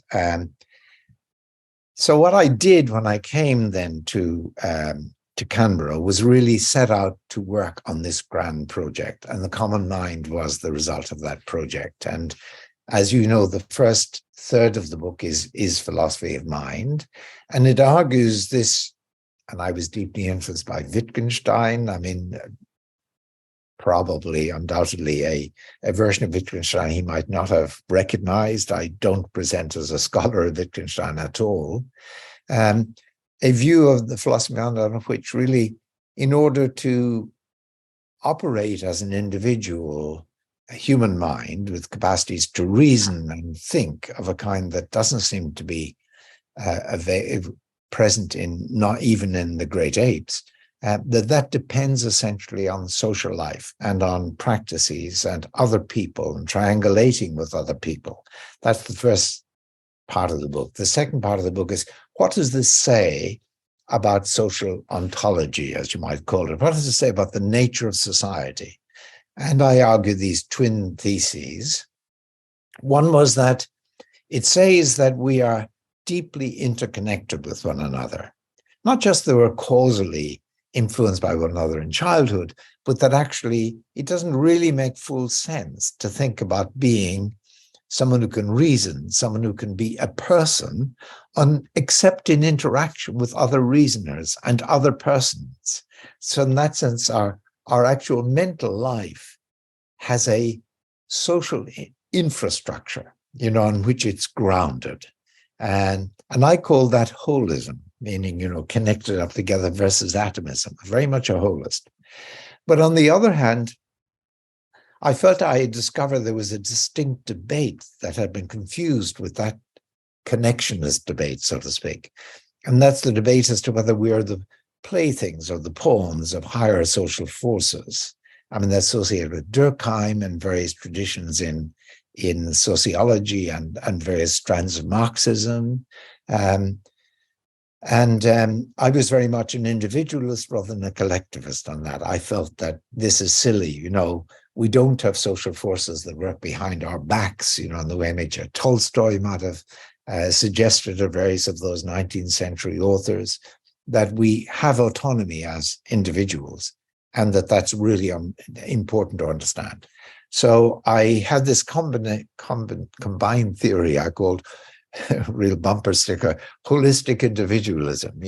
Holism, or connections, really important, but individuals on the vertical dimension, so to speak, the horizontal dimension, we're deeply connected with one another. On the vertical dimension, we are not the playthings of other forces. Of course, we're deeply shaped by, and I had a story about that, but not in the sort of, not in the Durkheimian, sort of extreme Durkheimian version of that. And then the third part of the book was, well, what are the implications of this holistic individualism for thinking about political philosophy and for thinking about philosophy of social sciences? I did have a line on the philosophy of social science, which also connected with what I'd done with Graham MacDonald in that joint book. And in political theory, I think that really was the beginning of what was a rich vein for me. And I began to think, well, look, if you're a holist and you're asking about a political ideal, there is a tradition of thinking that, well, if you're going to justify a political order or a social order, you'd better find an ideal which is better realized under that order than it would be in a state of nature. Than it would be if there were no such order. Then it would be realized even if you were the only person in the world. Now, that's a bit of a toy, so to speak, a cartoon version on my part, but I felt that that was a way in which, a lot of political philosophy went, thinking, looking for ideals better realized in society than out of society. And of course, if you're a holist, you think there's no out of society. You think there's no world that is not a social world. And thinking about freedom in particular, it struck me that freedom can't mean just non-interference, so to speak, which was always said, of course, you enjoy the fullest degree of non-interference if you're the only person in the world, And what we get in society is, let's keep as much of that non-interference as possible, consistently with other people. This is a toy shop way of presenting it, but that is, I think, how I thought at a certain level. And I sort of did strongly feel, well, look, if you're always in society, what is freedom going to mean? And it seemed obvious to me it's going to mean that you're no one else can push you around, that you've got an area of your life where you're your own boss, your own man and woman. And of course, then the question was, well, would a social political order better satisfy that ideal than, say, a non-political order would do? And of course, I felt, well, obviously laws and norms and so on might carve out this space for each of us. I'm probably phrasing this in a way that reflects the influence of later thinking. That was my later thinking, but I think that's broadly how I thought of it. I had written a book. One of the great things about Canberra, about Australia, was that I wasn't just surrounded by these wonderful young and philosophers, like those I mentioned, but I was also surrounded by people in other subjects. So, for example, John Braithwaite was a criminologist, sociologist. I mean, he's himself a world leader in a whole range of areas, but he and I decided that we should write a book on criminal justice. And we wrote a book called Not Just Deserts, against that sort of just deserts theory of criminal justice. And in writing that, we developed, I mean, I suppose I was having inklings of this. I had given a lecture from Thingvad and published something on it, of this way of thinking about freedom that is more social, whereby to be free is not so much not to be interfered with, you get that if you're the only person in the world, but to be given security in relation to other people, and given your own zone, so to speak, of sovereignty in relation to others. We call that dominion, enjoying dominion. And we wrote that whole book, and we subtitled, yes, when we were writing that book, I met a historian of ideas, now quite a well-known barrister in Melbourne, David Neal, and he had learned all about what Quentin Skinner, my old friend in Cambridge, with whom I kept contact, but not that much intellectual contact, had been doing. And he had been writing about the long Republican tradition from, so to speak, Republican Rome through the medieval Italian cities, through the Renaissance, through, the Republican Revolution in England of the 17th century, the Dutch Republic, and of course the American Republic, and even the French. And in this long tradition, which John Pocock had earlier written about, and unified it as the Republican way of thinking, so to speak. In this long tradition, Pocock had said that people thought about freedom in what I would call a positive way, as being a master of yourself, or being at least a participating member in a parliament, a congress, an assembly that ruled your territory. So it's a positive notion of freedom. And what Quentin had done, which was, I just thought it was wonderful reading him and all of these people, and then being led by him to read all of these people. He had brought out the fact that Pocock was wrong about that. There's a different way of thinking about freedom in this long tradition. He at the time identified it as it is a bit like freedom as non-interference, except he had also added it's conceived of as a freedom of non-interference that you can expect to enjoy only if you're prepared to play a part in participating in a republic and upholding institutions that will protect you and everybody else. So ironically, this freedom as non-interference would not be brought about, realized by the free market, as the later idea had it, but rather by actual active polities constructing a world within which people enjoyed that non-interference at one another's hands. If I added anything to that, in reading Quentin, reading these sources that he was addressing, I came to think that actually it's not quite freedom as non-interference that they have with this extra. Obviously, Quentin is absolutely right about that. But that actually you could think about it, their view was that to be free was just not to be subject to a dominus or a master, not to be subject to what the Romans called dominatio, which was the later relation between a slave and his or her master. And the Romans recognized, and I remember being very excited about that, that a master might give you carte blanche, so you could act as you wish. You weren't interfered with at all, but you were still unfree. You were subject to dominatio. You did not enjoy what I later came to call freedom as non-domination. You enjoyed freedom as non-interference, but not freedom as non-domination. And then what I thought I saw in this long tradition of people, with the help always of Quentin's texts and commentaries, that come very close to this, but at least I felt didn't quite get there, thinking of freedom as non-domination. And I felt, look, wait a minute, there's positive freedom, this being a master of yourself, part of a community that master, and there's negative freedom, not being interfered with. But here's the third concept of freedom, not being subject to a dominus, enjoying the absence of dominatio, enjoying freedom as non-domination. And John and I had called that dominion, but we did subtitle our book in deference to that tradition and Quentin's work as A Republican Theory of Criminal Justice. We published that in 1990, I think. And by 1993, Common Mind had been in existence as a manuscript, I had made the Republican connection. I've, of course, made the Republican connection as well. So that was the third part of the book. So philosophy of mind, social theory, and then the political theory and philosophy of social science. That was I had thought of that as, my whole life, up to then, so to speak. There's so much in what you've just said there, Philip, and I'd just like to maybe now tease out some of those streams, because I think they could do with a bit more separate analysis. So there was something I found particularly intriguing about what you said, or how you got the role. And you said, well, I want to do something that's a bit more risky, rather than just looking at, Rawls's theory as political philosophy, pure and simple. I want to do something that's more philosophically ambitious. But you said there's a lack of safety with this.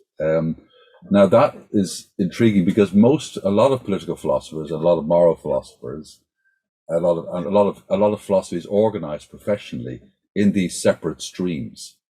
So you were kind of going against the grain a bit by adopting this multidisciplinary approach. I mean, and yeah, and the common mind, and actually your book with Braithwaite exemplified that multidisciplinary approach, not just within philosophy, but you were bringing in other disciplines as well. I mean, can you just explain how difficult that is to do, what the risks are, how precarious it is to pull that off, rather than maybe just stay in your furrow and just plug away at pure political philosophy? Well, it wasn't. I guess it wasn't difficult. I was particularly fortunate, of course, in being at the ANU, because at that time, the 80s, 90s, the department I belonged to at School of Philosophy, the Department of Philosophy that I belonged to, existed within what was called the Research School of Social Sciences, and it was really a research institute. So we had lots of graduate students, but no undergraduate students as such. There was another part of the university and another department of philosophy at the time, which was the teaching department, the faculties we call them. And we would teach some courses or give some classes maybe on the faculty side, and there was a lot of friendship across the two departments. But I really had time, and for someone like you or me, as we know, time really is of the essence. It's the one thing you need. And so in those years, I talked regularly with John Braithwaite, and we wrote this, and we did various other articles together. And the other person outside philosophy I worked very closely with is a very, very dear friend again, Jeffrey Brennan, who very sadly died last July. Jeff and I would have lunch once a week, the Hookway pattern, so to speak.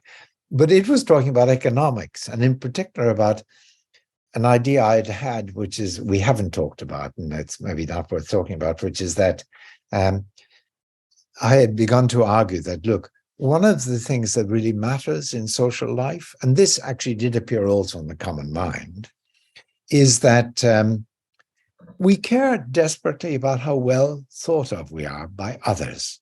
We desire esteem. We desire acceptance of that kind.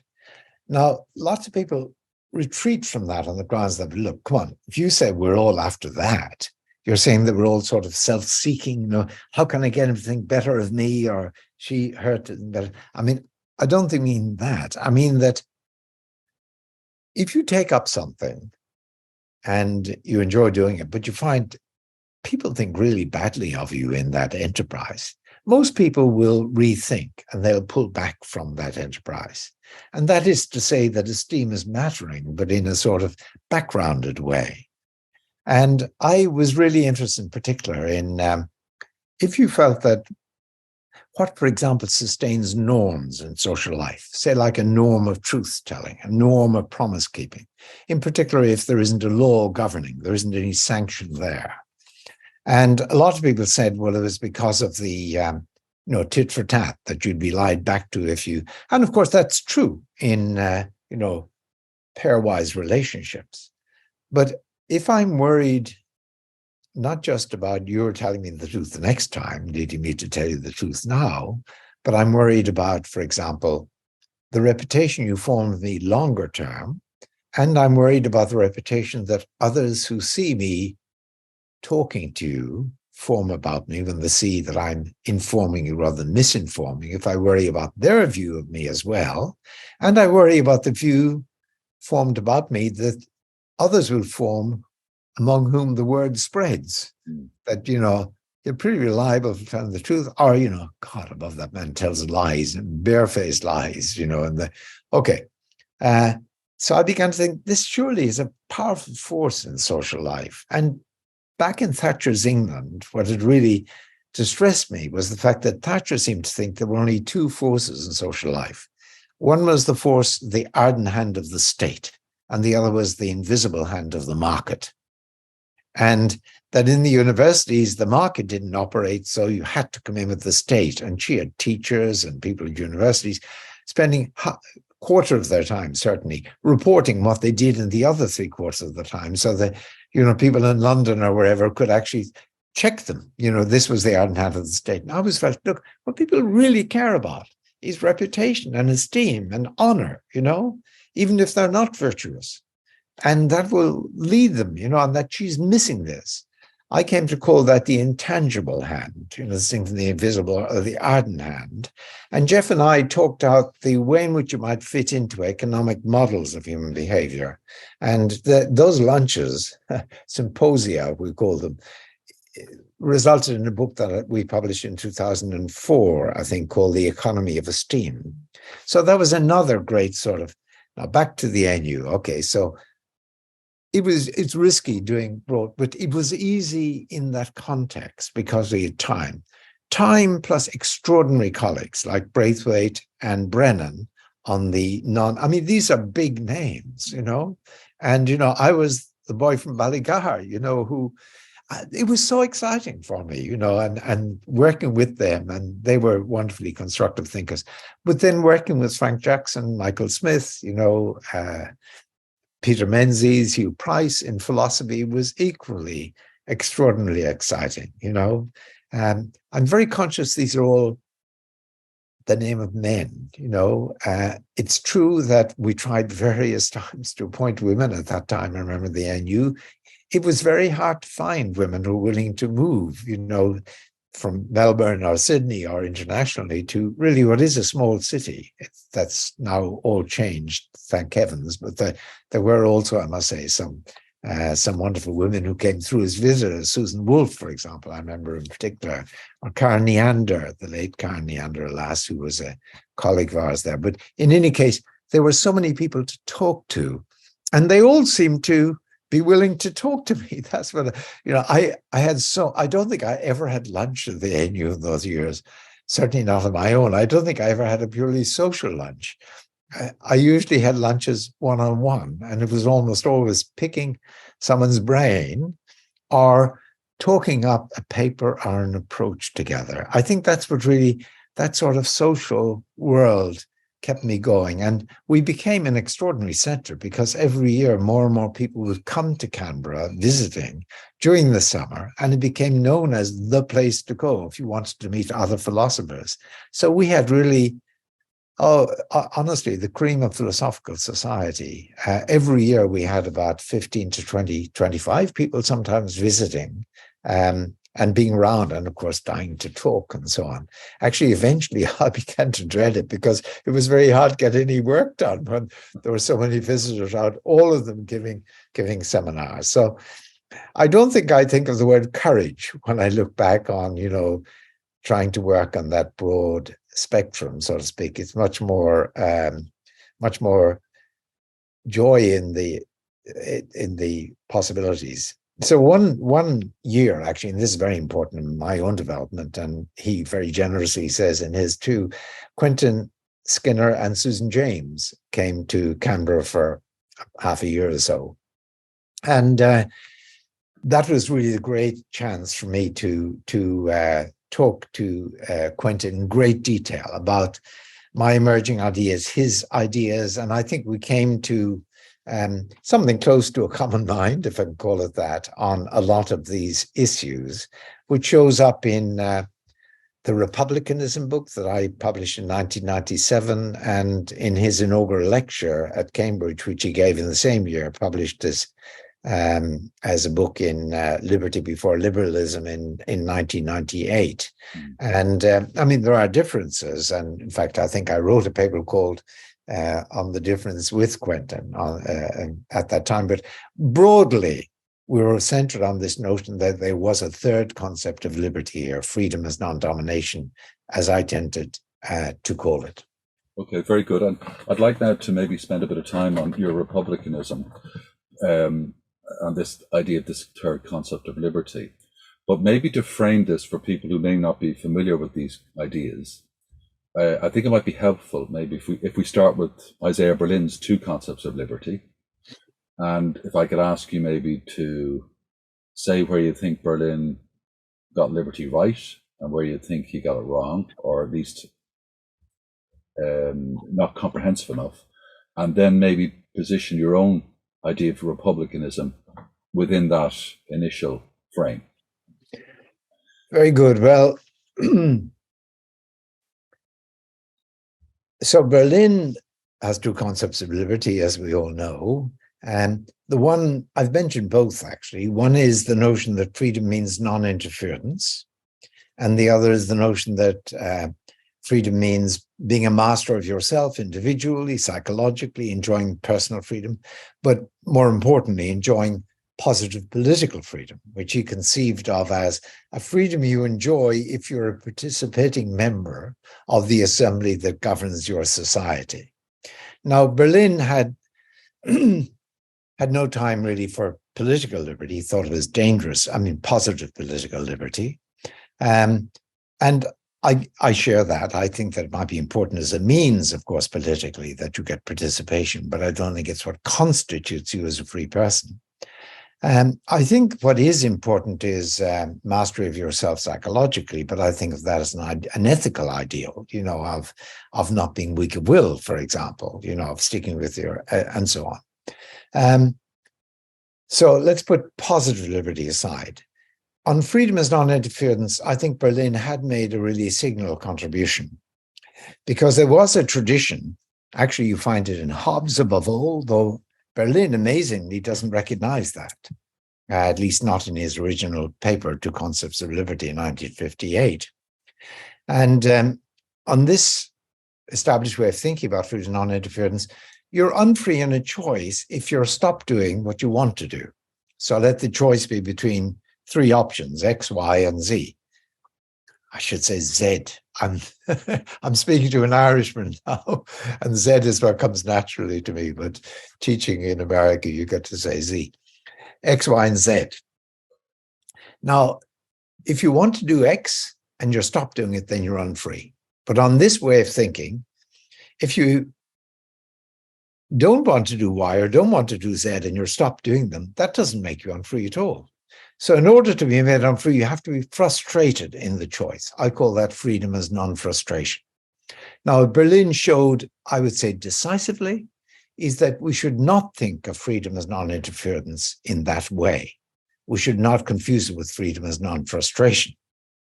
And his argument, let me give you my version of it, so to speak. You're in prison, you want to live in the world outside, and you're stuck in prison for 2 months, let's suppose, because you've been fined or something and you can't pay the fine. It's wintertime, let's suppose. But you want to be outside and you're in prison, you're frustrated. So on freedom as non-frustration, you are actually unfree. Good, okay. But now what Berlin pointed out is that you could make yourself unfree, make yourself free, just by working on your own preferences. So you remind yourself that, actually, we always have a roof over our heads. The meals are regular. They're not great, but they're regular and reliable. You can watch telly at night. You can read a book. And you meet these guys. They aren't so bad. The guys that you're with in prison and so on. And you begin to think, you adapt your preferences, and you begin to think, oh this has been pretty good. 2 months in, out of the cold and so on. But at that point, you become free on the freedom as non-frustration theory, because now you're getting what you want. You've made yourself come to want to be in prison, and you're in prison. So you suddenly, now Berlin argued quite rightly, freedom must be a richer ideal than the sort of ideal that you can achieve just all in your own by psychological sort of therapy. And he expressed his view by saying, look, think of every choice, the XYZ choice, as where each option is a door. And imagine that you ask yourself, am I free in this choice? Well, what's required, he says, is that every door be open. That should you press on the Z door, it will be open. Should you press on the Y door, it will be open. Should you press on the X door, it too will be open. All are open. Whereas on the Hobbes view, the freedom as non-frustration view, in order to be free, all that's required is that the door you push on should be open, right?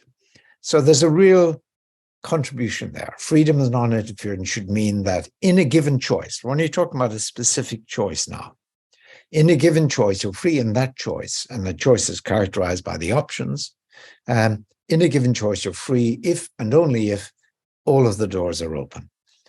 Okay, now, I think that there's a criticism of that view that leads you quickly into the Republican view, which is this. Suppose in this choice, there is a doorkeeper, if I may extend Berlin's metaphor, a bouncer, as you might call it, someone who sort of sees how you're going to choose, sees what you do choose, sees what door you're walking towards, and he or she, they have the power to slam this door, to lock it, so to speak, in your face. Now, the question is, suppose that power, that dominus, let's call that person, that doorkeeper, suppose that dominus actually quite likes you, you know, sees you going, and is always prepared to let you through whatever door you choose. Choice after choice after choice. He's the dominus, or she's the dominus, they're the dominants in that choice, but they always let you choose as you will. Question, are you free? Well, now, if you think that freedom means non-interference, you are going to say you're free. Of course, all of these choices, I can do what I want, right? Every single one of them, whatever I want, you know, all the doors open, not just what I actually want. And that's a really interesting question. I mean, this is a question for intuition, really, or where the concept takes you, our ordinary way of thinking takes you, or how you should think about freedom if you think freedom should be a really important ideal.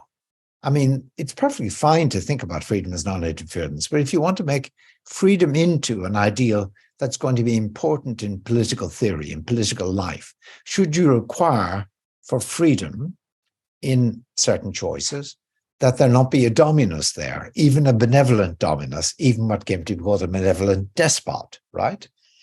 And, you know, actually, I've asked that question of audiences really, I don't mean to sound like a jet setter too much, but really all over the world, you know, from China to Ireland and in between, at various places. And in every single context, you give an example and you ask people, is that person free? An example of someone who's living under a dominus.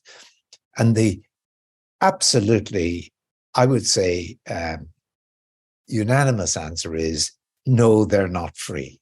So just to give you an example, well, the slave in Rome is an example, you know, who's got the benevolent master, who's gentle, who's gullible, and so on. Is he free? The Romans certainly would not have thought so, because he's suffering dominatio. Now bring it up to date. An example I've used in various places. Take Torvald and Nora at the beginning of Doll's House, and let's expand on the world, so to speak, that Ibsen presents us with. Nora is wholly under the thumb of Torvald insofar as the law of Norway in the period makes her little better than his slave almost, his property, as the 1870s. And on the other hand, Torvald dotes on Nora, worships the ground she walks on, gives her carte blanche. She can meet who she wishes, dress how she wishes, go to whatever theater she wishes, practice let's imagine what religion she wishes. In fact, if I remember the play, the only thing he stops her doing within the normal range of choice for the period is eating macaroons. But even those she gets away with because she hides them in her skirt. Okay, so the question is Nora free? So you've got all of these choices. You've got more freedom as non-interference than almost any woman, certainly of the period, perhaps even any man of that period. Is she free? And that's, people always answer, no, you can't say she's free. But now, if you think that freedom is important, then, as I take it those people do, then that leads you to say, well, you know, in order to have real freedom in a series of choices or a type of choice, it's got to be the case that you're your own boss, so to speak, when it comes to how you decide in that particular choice. And that really is the core idea in the Republican tradition. And then what I tried to do in Republicanism, and have tried to do since in other works like Just Freedom, was a more general sort of elucidation of the position. What I've tried to do is to develop a political philosophy that's built around this single ideal of freedom as non-domination. Now I think this is very important for a number of reasons, but I think one of the key areas, reasons why I think it's particularly important is because once you embrace this notion of freedom as non-domination, the connection between freedom and the political formation becomes really crucial. Because when you were talking there about Berlin, Berlin has always had this challenge that, the relevance of democracy or republicanism to his concept of freedom. And you could quite easily imagine a benevolent despot giving a Berlinian world more negative freedom than potentially a democracy. Whereas this third concept of liberty, this republican notion of liberty, makes a much more robust connection between the enjoyment of freedom in a much more comprehensive manner, though not going as far as positive freedom, and the political framework. Maybe if you could talk a little bit about that. Yes, well, just to give you a sense of the overall political philosophy that I think you can, as it were, nurture out of this single seed, this notion of freedom as non-domination. Ask yourself, well, what we've talked about is what makes you free in a particular choice. But in the Republican tradition itself, and Quentin has always particularly emphasized this, and I know I've learned from him on that theme, it's the person who is free in the first place. And choices are free, that's a secondary element. So for them, what's really important is to be a free person. The Romans would have said to be a liber. I mean, liber is the adjective for free, but liber is a noun also to mean the free person. What became in English, the free man, the free person, let's call it. And the liber was really, for the Romans, someone who is identical with the civis, the citizen. Just to be free was to be a citizen and a free person. And what that points to is the idea that for them, in order to be a free person, that involves a whole framework of society within which you exist as a citizen. So let me try to elaborate a little bit how I think of it. So suppose you ask yourself, well, I go along with the notion that there's a particularly rich sense of freedom in a choice that requires you to be secure in making that choice, secure against those who might interfere with you. Not just you're not interfered with, there's no one who can interfere with you effectively. Okay, so what is it then going to be a free person? And the answer that comes most naturally to mind, it seems to me, and it fits exactly with the traditions I understand it, is to be a free person is to be someone who enjoys freedom as non-domination in an adequate range of choices available to all, so an adequate and equal range of choices, with an adequate and equal degree of security against interference. So the idea is you're going to have a range of choices which are designated as these are the choices that each person is entitled under law and under the norms of the society to make according to their own will, right? You define those. They came to be called the fundamental liberties or the basic liberties, those choices that should be secured. And they should be the same for everybody. Not maybe that people have other choices that are not secured and they vary and how many of those choices they have, but there has to be at least this core of basic liberties in which everyone is equally free, equally secure. Then when it comes to, well, there must also be each of them adequately secured. And at that level, everybody in the society must be adequately secured. Now, maybe some people are wealthier, whatever, they maybe have more security, private guards or whatever, but everyone has to have the same adequate level of security in the same range of adequate choices. To be a free person, then, is to be secure, sufficiently secure, as it were, in a sufficient range of choices.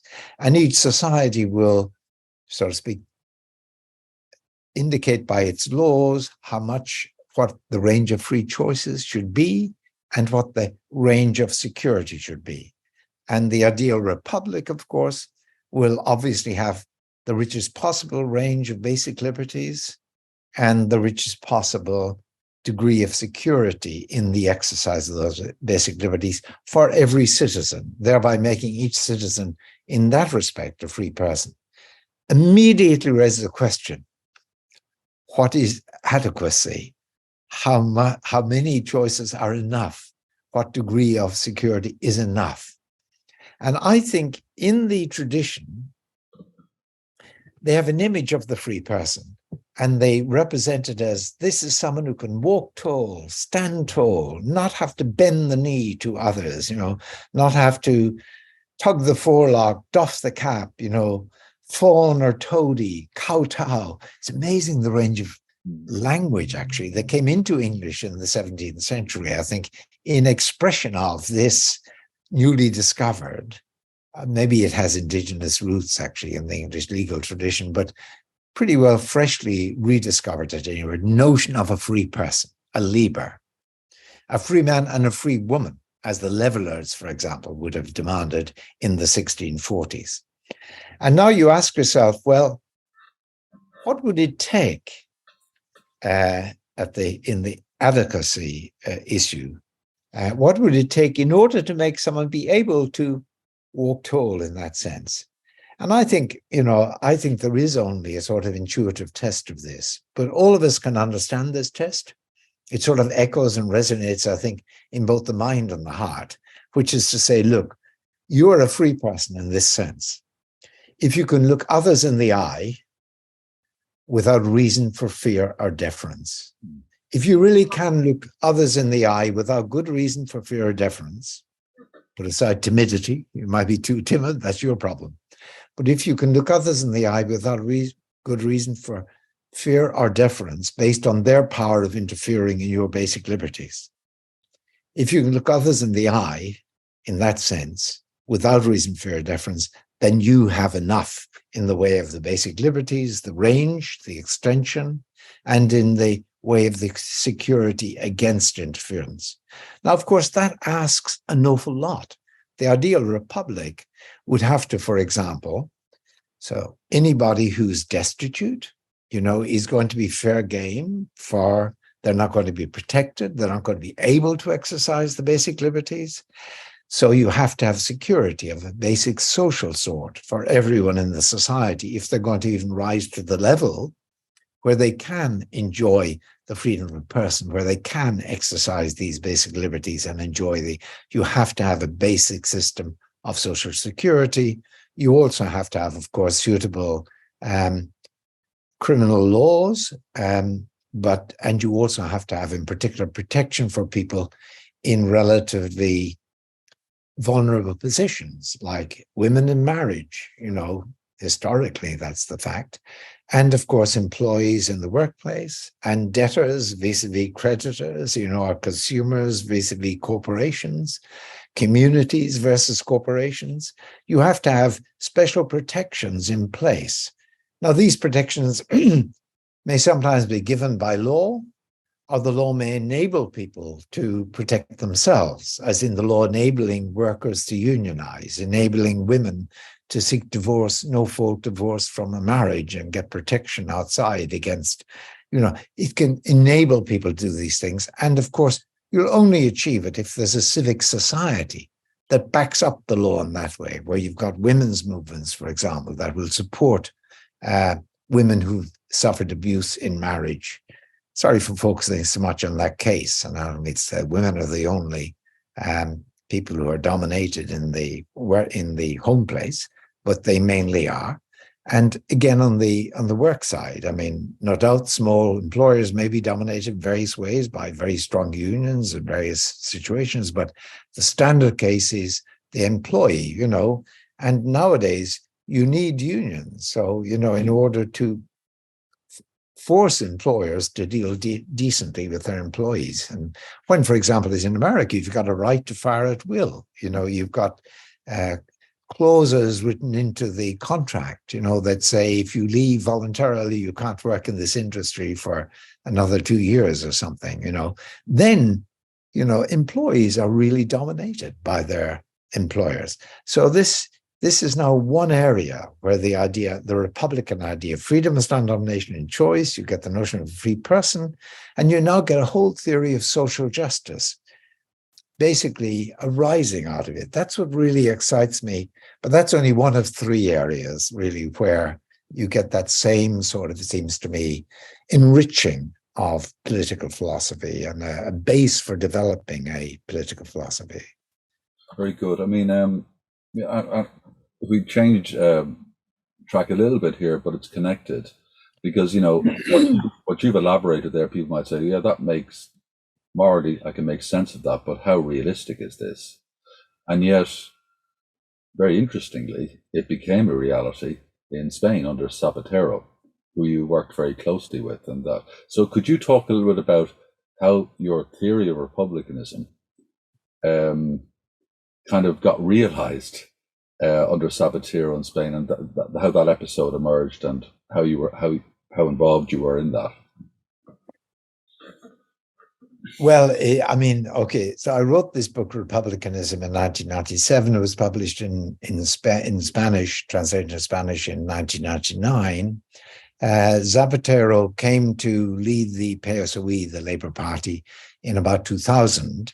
I was told by his advisors later, that he really wanted a political philosophy, not just a list of policies, a shopping list, wanted a guiding philosophy, read a lot, read republicanism, decided this is the sort of philosophy I want to stand with. And so I actually had to get letters from friends and emails from friends in Spain in the early 90s saying, your name has been thrown around a lot here. Someone sent me an editorial which basically said, Habermas or Pettit, ? My name being in the same line as Jürgen Habermas, who I've actually gotten to know slightly and love and like as well as admire. And he did write to me, and Zapatero invited me to speak to the PSC annual general meeting in 2003, and I couldn't go. And I was very sad about that, actually. He was just citing me, and he began to use the phrase no dominación, non-domination. And then in 2004, he won government, as you might remember, surprisingly enough. And he invited me to speak to a large gathering in Madrid in July 2004 to introduce the Republican philosophy that he'd been saying that this is what he wanted to develop and govern in the name of. He had a problem that there was a king in Spain, of course. His grandfather actually was a Republican in the 30s. I think I'm not sure he would have wanted to have a king, but he was stuck with the king. I remember his advisors asked me, could you call it anything other than republicanism? For a time I did suggest, well, you could call it civicism, as in emphasis on the citizen, but, you're stuck with republicanism. And I had to make the point that you could have a republic with a nominal monarch. What Republicans were really against back in the Roman days was, a great dominus, a king who controlled all of the law. Okay, so back to Zapatero. He invited me to Madrid, and I remember before going out to face this audience, he asked me, would I be an advisor? And I said, really, I've always thought that advice in politics has to be a combination of philosophy and a lot of empirical stuff. And I'm not really sure how much the philosopher can do. But I said, well, in principle, yes. But, I made this point to him. We went out in the hall. I gave the lecture going on for about, I suppose, about 50 minutes or so. And towards the end, to introduce a lighter tone, he had already introduced one policy, which he had said is supported in the Republicanism book, and therefore Republican, But of course, it's not essentially Republican by any means, but he had made the director of the national broadcaster independent of the elected government. So he wouldn't be able to control what the national broadcaster did, BBC sort of model. And I turned to him, I said, now, may I say, President, You called him president, or he's a prime minister under the Constitution. It's very easy to be a philosopher. It's very easy for someone like me to sit down and write out all these principles. You are going to find it really hard to live up to these principles because, I said, for example, a year's time, that national broadcaster is going to be your worst critic. How are you going to feel about that? You'll be tempted to lift the phone and, remind the director that he or she is there only because of you, so to speak. And couldn't they possibly moderate their criticism of the government? And he was very exercised by that, visibly exercised. And rather than giving what I suppose his prepared reply was, he stood up and insisted that he was going to be faithful to the principles of this approach. And in token, so to speak, of that commitment, he was inviting me now in public to review his government for how far it had been faithful to Republican principles, and to do the review 6 months before the next election, which was 3.5 years away. I thought it was extraordinary, extraordinarily brave. Look, he didn't know me from Adam, really, except in my works. And this 5 minutes we had met beforehand. And someone stood up in the audience from the foundation and said, the foundation will support Professor Pettit if he takes on this, blah, blah. And of course, that's not really my métier, reviewing governments. But what could I do? I said, yes, of course. And there followed 3 years of my 15 seconds of fame, so to speak, because I went to Spain a lot. I gave a lot of public lectures. I met Zapatero on a number of occasions. He was always anxious to persuade me that the laws he was bringing in, the policies he was developing were actually Republican in origin and character and so on. And I got to know a lot about how government worked. I met various of the ministers and so on. And with a young Spanish colleague, Jose Martí, who's a lawyer and philosopher at the University Pompeu Fabra in Barcelona, through him, I got to learn a lot about the internal workings of government in Spain. In fact, he and I later wrote the English version of an English book, actually, on the overall experience. But I learned a lot in that period. I was very impressed by Zapatero. I mean, he was very, very sincere in this commitment. He was very passionate.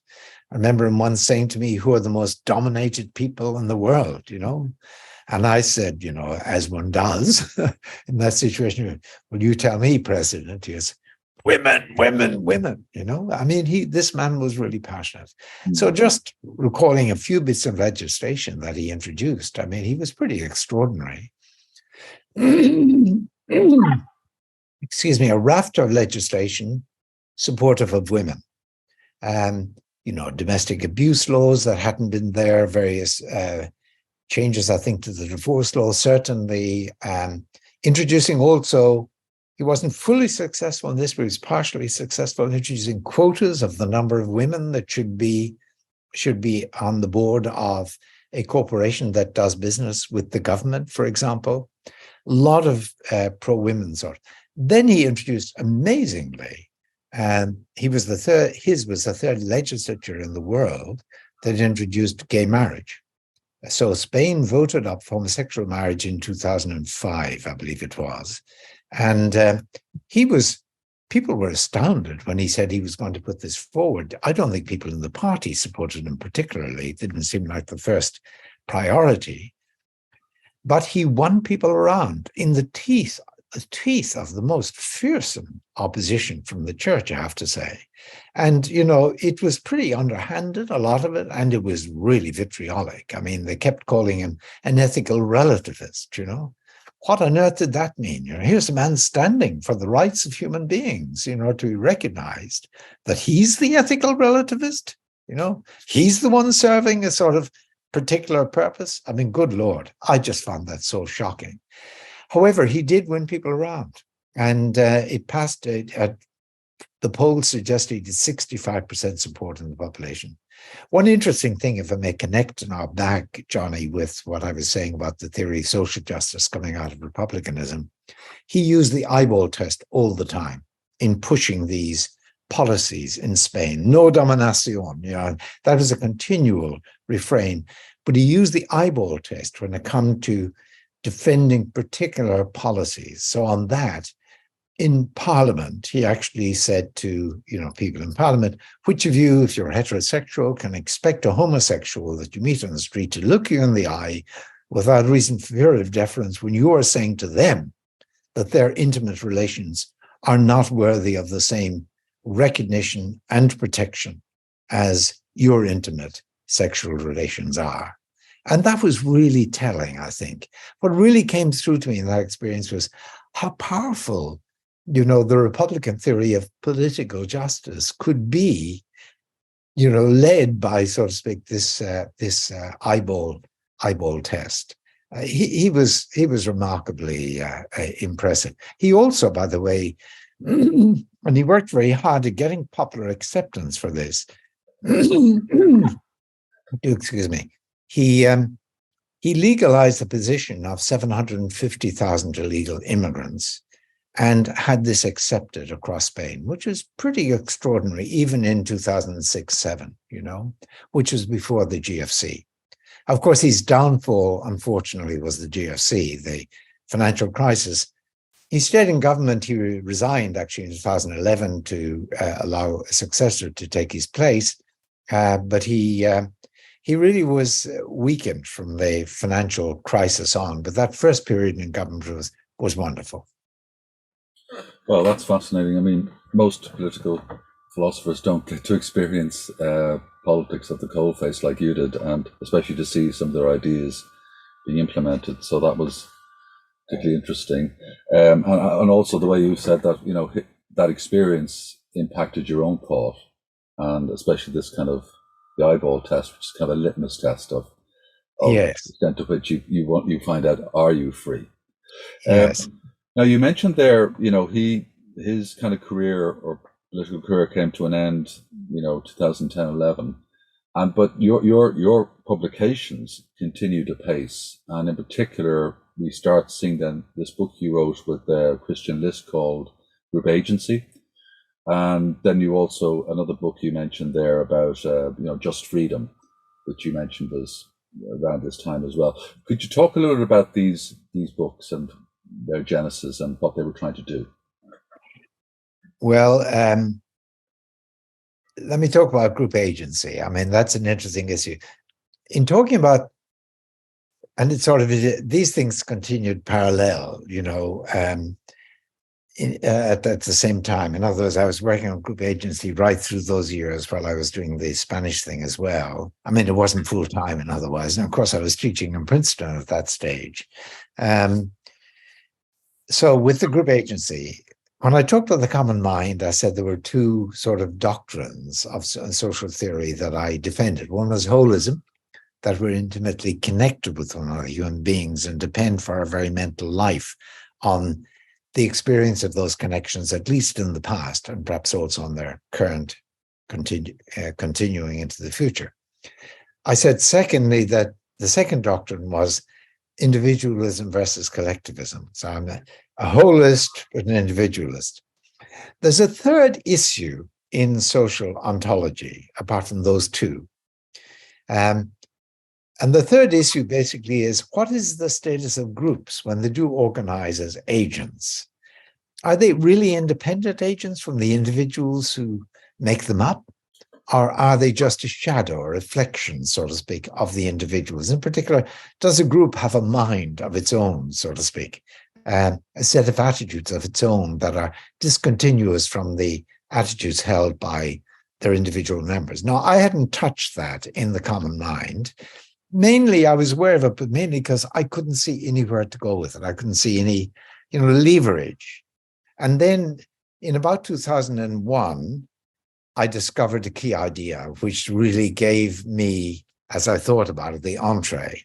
I discovered actually in conversation with Jeff Brennan, who was telling me about a paper that Bruce Chapman, an economist lawyer from Toronto, had given at a conference that he had attended. And that idea that he told me about, it blossomed into the following observation. Let's put it that way. Suppose you've got, and I'm going to do a little bit of philosophy now in a way. Suppose you've got three people here on my side of the table. On my left, I've got Smith. On my right, I've got Jones, to be inventive about the names, right? And the three of us decide to form a group agent. Now, in order to form a group agent, we've got to have a common purpose, of course, but we've also got to, each of us, act for furthering that purpose. And we've got, whether together or individually, but we've each got to act in furthering that purpose according to common judgments about what is the best means of furthering the purpose, about is this or that an opportunity for furthering it? If we've got a number of purposes, how do the purposes compare? We've got to have a common mind on those issues. Now, the long, long tradition in political philosophy, it's in Hobbes, it's in Locke, it's in Rousseau, it's in everybody, is that an assembly or a group can make up a mind in which they can then each act together or act together, or act separately to advance. They can make up a common mind to guide their action on the basis of majority voting. So back to my blogs, Pettit and Jones, right? We decide, let's say, to advance a certain agenda. Maybe it's on the environmental front, right? We've got now all sorts of judgments to make as to what do we prioritize? Do we prioritize proselytizing for, this movement or that movement, for recycling, for cleaning up the local area? All sorts of judgments to make. Now, many of these judgments are going to be interconnected with one another. And here's the problem that arises with majority voting that I discovered as a result of that conversation with Jeff Brennan. Suppose the three of us have to decide on whether P is the case, whether Q is the case, and whether P and Q is the case. Three propositions, two simple propositions, one conjunct proposition. Now, lots of judgments are connected just like that. I'm sorry to use the abstract formula, but think about a court judging on, tort case. Did this guy commit harm? Was there a duty of care? That's like P and Q. And you find the person liable if and only both P is true and Q is true. There was duty of care, there was liability. So P, Q, P and Q. It's a structure of judgment you'll find in many groups. Okay. Suppose we vote on P. Well, it may be that Blogs and I vote P, but P gets 2 votes then, so P gets up. As a group, we're going to act as if P is the case. We're going to, in effect, judge the P. Now we judge on Q. Do we vote for Q? On P, Jones voted against, we assume, by the way. Okay, we go to Q. Well, on Q, Blogs votes against, but I vote for and Jones votes for. So 2 votes for Q. Now we got P and Q settled, and now we vote on P and Q. How does that go? Well, now here's the interesting thing. Who's going to vote for P and Q? Well, Blogs isn't because he said no to Q. Jones isn't because he said no to P, or she, I should add. I'm the only one who's going to vote P and Q, but I'm only 1 vote. So as a group, we're going to say P is true, Q is true. Oh, but the conjunct P and Q is false. Crazy. And so I call this the discursive dilemma, because it means we've got a dilemma. Either we make up our minds, so to speak, jointly, in such a way as to be responsive to each of our individual views, in which case we end up with this inconsistent, collectively inconsistent set of views, or we decide to make up a collectively consistent set of views, like saying we'll go with P and Q, in which case we're not going to be responsive. So it's a dilemma between, as a group, making up our mind, are we going to be individually responsive or collectively rational, collectively consistent? Christian List was someone who came to a talk in which I presented that in Texas, actually, at a conference in 2001. Or maybe it was 2000, actually, 2000. And he was a student in Oxford, finishing his PhD. And I invited him to, actually, so did Bob Gooden, a colleague of mine. We independently invited him. We both met him at the conference, very impressed by him. He came to the NU for 6 months. And I remember one lunchtime saying to Christian, look, this is the discursive dilemma. He knew the discursive. I said, it can't be a feature of just majority voting, that we happen to be going with the majority rather than with the supermajority, or going with unanimity, or going with, there must be a general problem here. And Christian is a wonderful mathematician, social choice theorist, as well as a wonderful philosopher. He and I, and of course he was really leading the way in that afternoon, we proved a general theorem, I guess you call it, which basically says that if you've got a group of people who have to form a consistent set of attitudes that they as a group can act on and, implement, so to speak, in action, then the attitudes of that group cannot be, or may not be certainly, systematically related to the attitudes of the individuals here. Just as, remember, if the three of us went for P is true, Q is true, and P and Q is true, then we're not reflecting systematically the attitudes of the individuals here, because of the majority's systematic way of reflecting was that we have to, and any other way really, under various assumptions, would create the same problem. So the proof really shows that in order to form a group agent, a group that acts together, there has to be a way of deciding group attitudes that isn't slavishly reflective of the attitudes of the individuals. Groups have got to, as I put it in a slightly misleading way, groups have got to have minds of their own. I wrote an early article called Groups with Minds of Their Own. And that became very important. And Christian and I then spent the following almost 10 years meeting regularly, talking on email, phone, Zoom. I don't think we did Zoom in those days. And he visited and I visited and so on. And he actually spent a semester, maybe it was a year actually, in Princeton, where we developed these ideas into book-length manuscript where we talk about the different, sorts of, and there were other theorems that we've put in the literature since that are, but you see, it gave me this new answer to that question I hadn't addressed in the early common mind about group agents, because now it does turn out group agents have minds of their own. And that in turn raises all sorts of other questions. For example, can they be held responsible? Well, I say yes. You can hold a corporation responsible, even criminally responsible, qua corporation. But that doesn't exonerate the individuals who have acted in the name of the corporation. They may individually be responsible for the part they played. So you get a whole range of issues opened up. That was intellectually the most exciting sort of development in my own thinking or talking, so to speak, with others, that exchange with and collaboration with Christian. And of course that, and I know you intend to talk later about that's become important in thinking about the state and in political theory as well for me. Yes, so that's very interesting. And I mean, there's an awful lot of things we could discuss there. I mean, there's a kind of methodological individualism that underpins a lot of social choice theory, that that idea of group agency would seem to contradict. And actually, as you were talking there, I was thinking about Rousseau's concept of the general will, which is different to the sum of individual wills, and yet it's majority vote, though. Yes, but yes, Rousseau is not. Rousseau should confront the discursive dilemma. Yes. Yeah.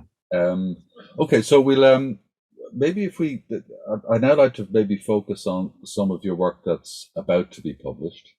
You mentioned your book on the state, and also there's the your John Locke lectures. Maybe if we deal with these separately, and maybe if you talk about the connection between group agency and your book that's coming out in the state, and then we talk about your John Locke lectures, if that's okay.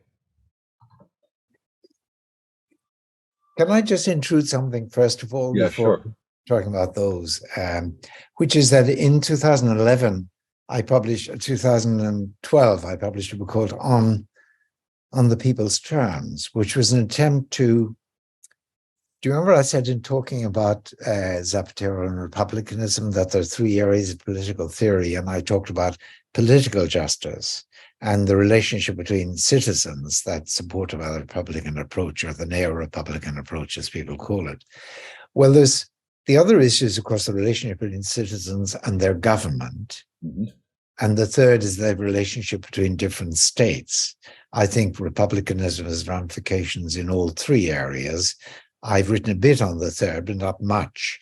But there are other people like Cécile Laborde and Miriam Ronzoni who've been doing wonderful work, it seems to me, in developing broadly neo-Republican ideas about global justice.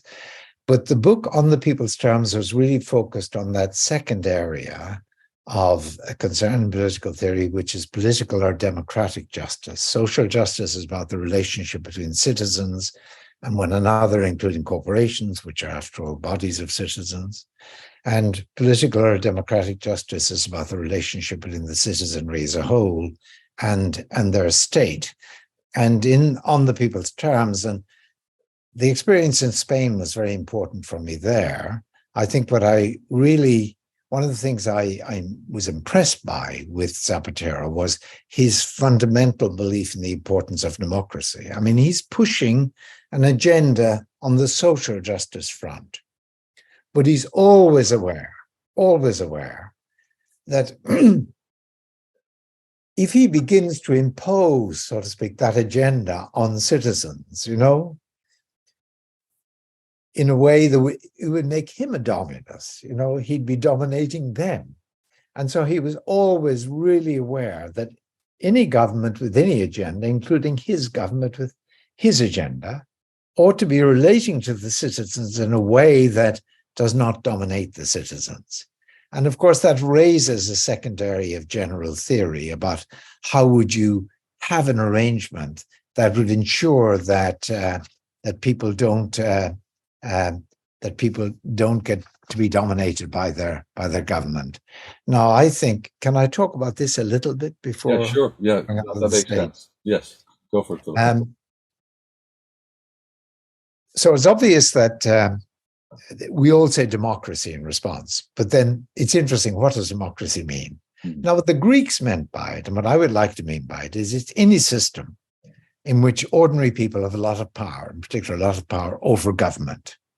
Okay, the Greeks actually thought that Athens, which was mainly run by lottery, was a prime example of a democracy, because ordinary people had a lot of power. It wasn't about elections. There was very little or no election in Athens. Okay, so I think we should think about democracy as whatever system gives ordinary people a lot of power. If you're a Republican, what you're going to think is that each person should relate to the state in such a way that they don't feel they're dominated by their government. Now, what does that mean? The eyeball test doesn't quite work, although, maybe you could stretch it a little bit and say if they can look, others, no matter what office they hold, in the eye without reason, fear, or deference in there. But there's a better test that I relate to the eyeball test that I think picks up what we'd want from a democracy. If everyone in a democracy is going to have some laws imposed that they don't like, they're disappointed in the laws, maybe they're personally disadvantaged, or maybe it goes against the grain of their own intuitions, perhaps even their own views about justice.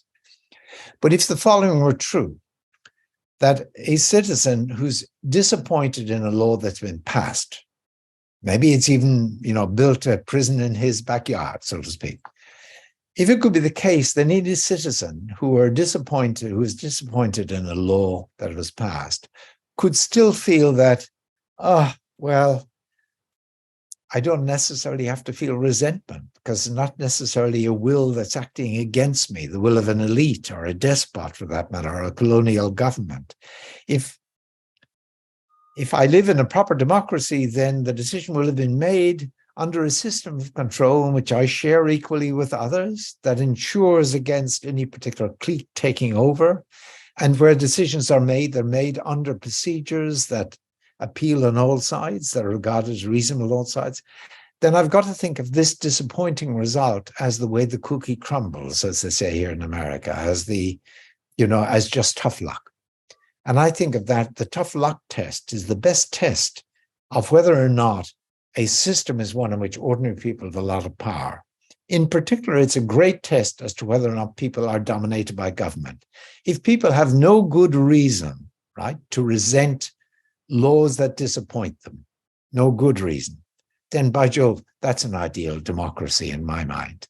Now, in order to create an apparatus that might deliver that result, which is what I think we should be looking for in a democracy, then of course you have to have elections. They're terrifically important. There's no doubting that. Not because it elects the best people, but because it commits everybody to freedom of speech and association, and it reminds people we are in charge. That's really important.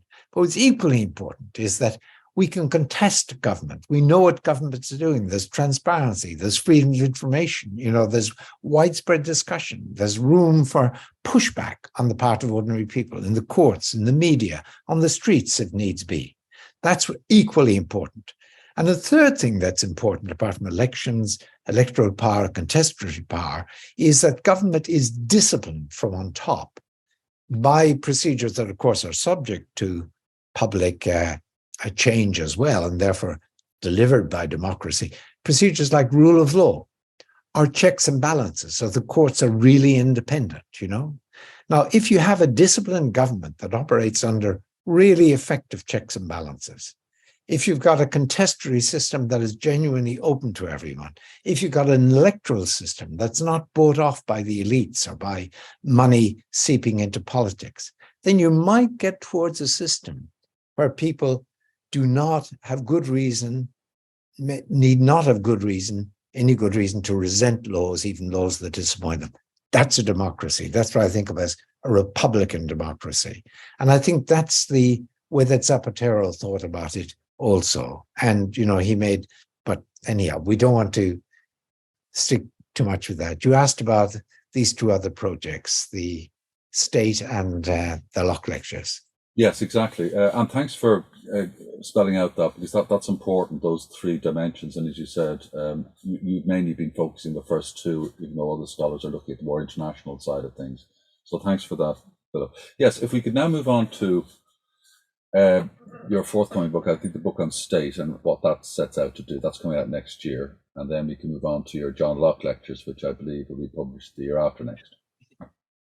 Yes, well, the state, just as the group agency ideas, they were really developed more, they began in Canberra. You see, I moved to Princeton in 2002 full-time and was here full-time in 2012. I'm speaking from Princeton now, obviously. And since 2012, I've gone back, as my wife has gone back. She also teaches Victoria McGeer in both ANU and here at Princeton. We spend 6 months of each year in Australia, at Canberra, attached to the ANU, where we both also have faculty positions.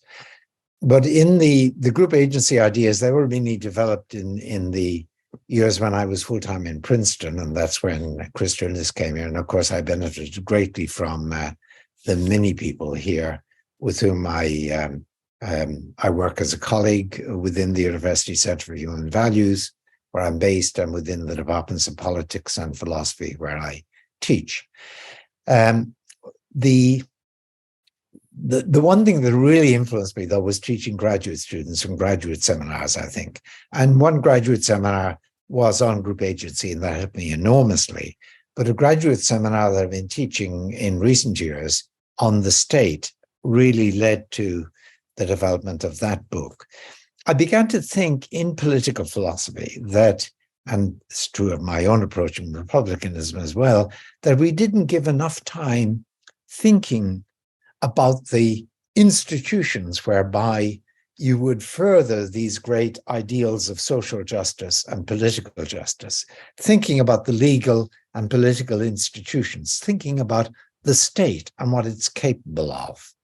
And so I embarked on this project of, first of all, developing a theory of the state and how we should think about it, and then looking at how the state would move to becoming a republic. That's a downstream, that's a companion volume to the state that I'm committed to writing at some point if I survive with Princeton University Press. The state is the first volume of that pair of volumes. And what I'm concerned with there is, how should we think about the state? Now, in thinking about this,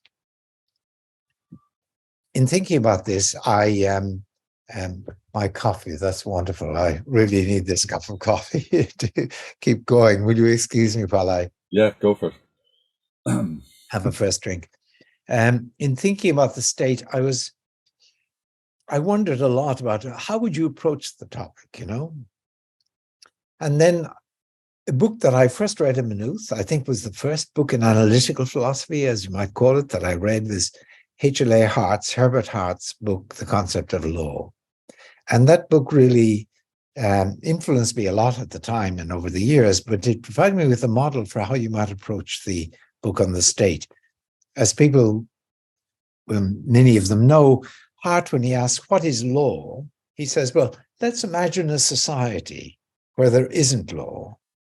And let's ask ourselves, let's assume that people in that society are just more or less like us. There are, maybe no great inequalities, but there are variations in wealth and abilities and all the rest of it.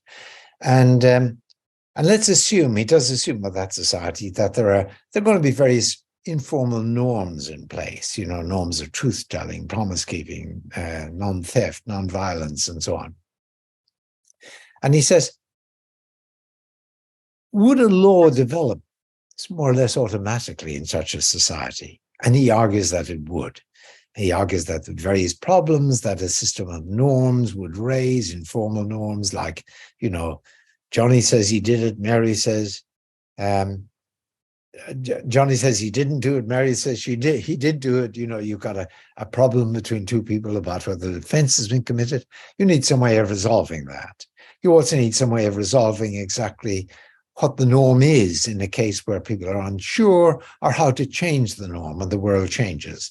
And what he argues is that people in such a society would be robustly likely no matter what the contingencies are, to adjust in some way to those problems, maybe, step by step, rather than in a collective contractual way, to adjust to those problems.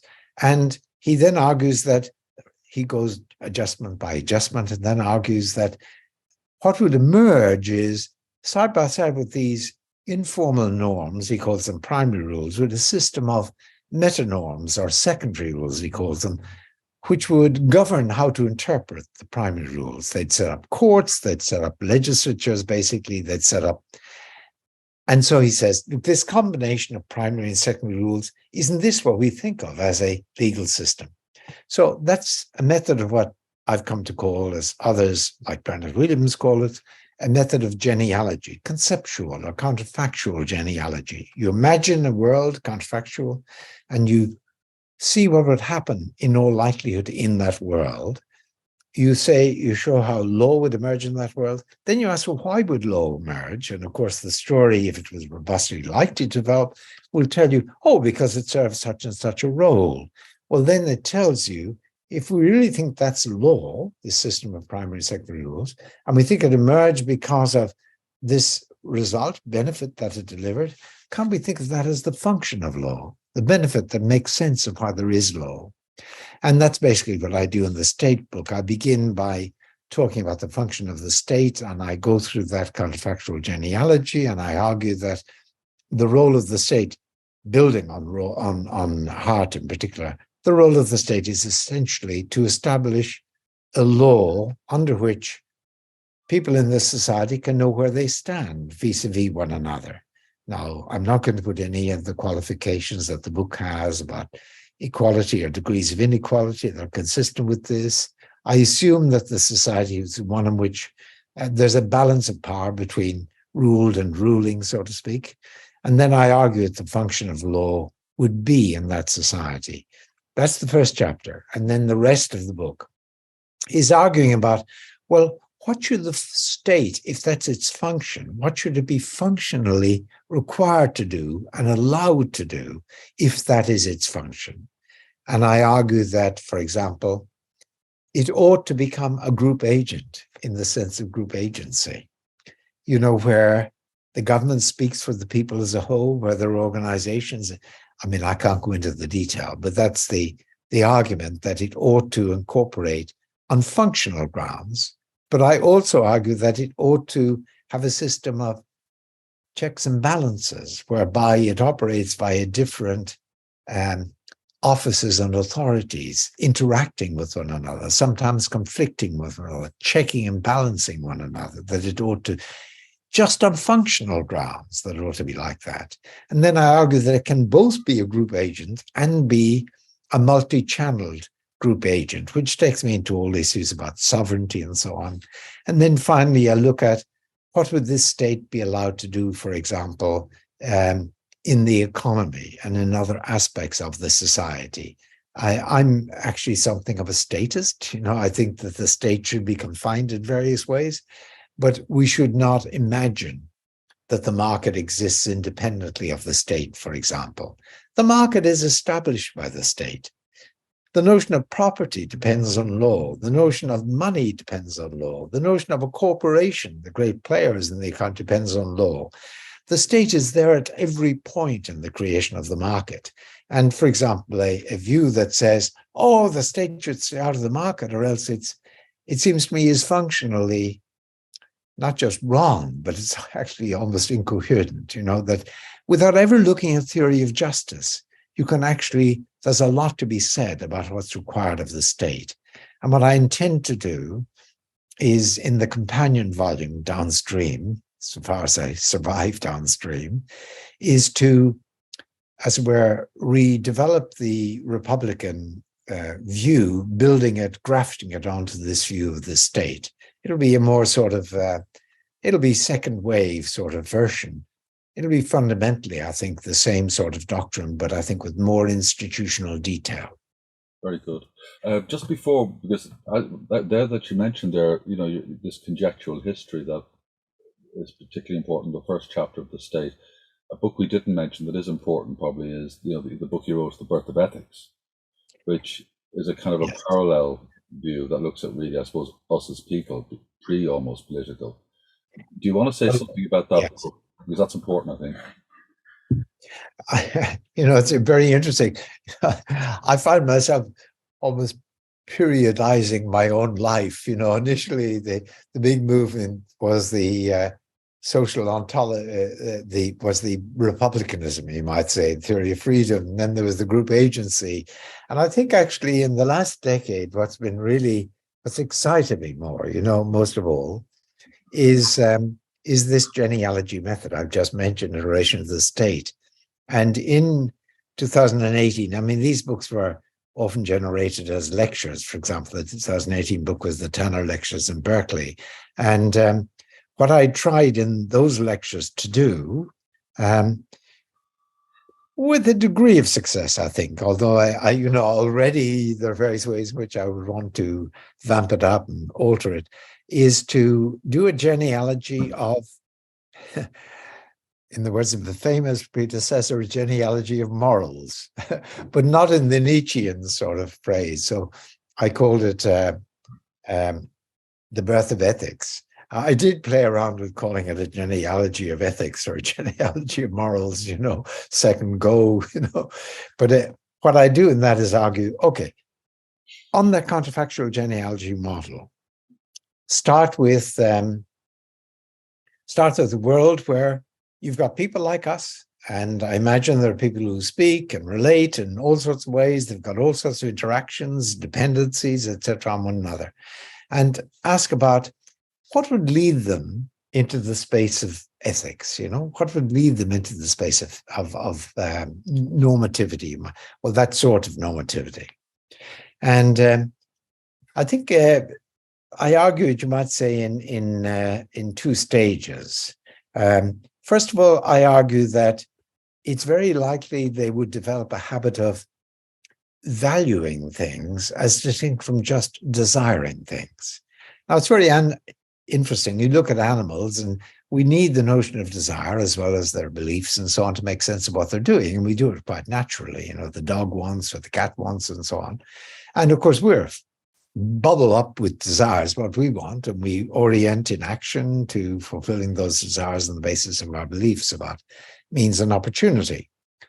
But we are unusual amongst other animals, certainly the only animal that actually values things, as in, say, I don't just desire, I value it. And not just that we often value something, but we're desiring something else, So you find that, you value staying on the diet, but oh my God, that piece of cake or that steak or whatever, looks so irresistible, and we experience a conflict within ourselves, not just a conflict of desires, a conflict of desire and value. Why do I call it value? Well, because we think of it as a failure on our part if we go with the desire, and to success if we go with the value. Now, where does valuing come from? And so I tell a story in The Birth of Ethics about how creatures like us would, first of all, I imagine that they exchange information, in language, and they mutually depend on one another to tell the truth and so on for purely prudential reasons. I'm not going to be told the truth unless I tell the truth. If I get a bad reputation, back to the esteem thing, then I'm going to suffer on all sides. So we're all going to be lifted by the economy of esteem to performing in all sorts of ways. Now, and we're going to benefit from relationships we can form with others, if we can form relationships with others. So what I argue is that, look, one thing is going to be very important for these creatures. Let's call them humanoids. Not a word I use in the book, but let's call them humanoids like us. And what's going to be important for them is that they can really persuade and convince others about what they say. For example, if they say, I'm going to be in such and such, I'm going to hunt if you hunt with me, that they can really rely on them to do that. I'll pay you back, with something or other if you give me this now. They've got to be able to rely on one another in this way. And I say they're going to develop as a result, and I tell a story about how this might happen in a robustly reliable way without any central planning necessarily. Why might bubble up? That they make commitments to one another. In other words, they reveal what they think in such a way that they're going to be in trouble if they don't live up to what they say they think, right? And so take something like the idea of making a pledge or a promise will emerge. So you ask, am I going to the football game or the concert or whatever? And I say, I might say, yeah, there's a good chance I'll be there. That's no good to you if you want to rely on me. And I know it's no good to you. So I might say, well, my intention is to be there, where I'm reporting my intention and that may give you some, but say, well, look, I'm not going to go unless you're there. And I say, look, I pledge to be there. You can rely on me to be there. Now, at this stage, I'm making a commitment.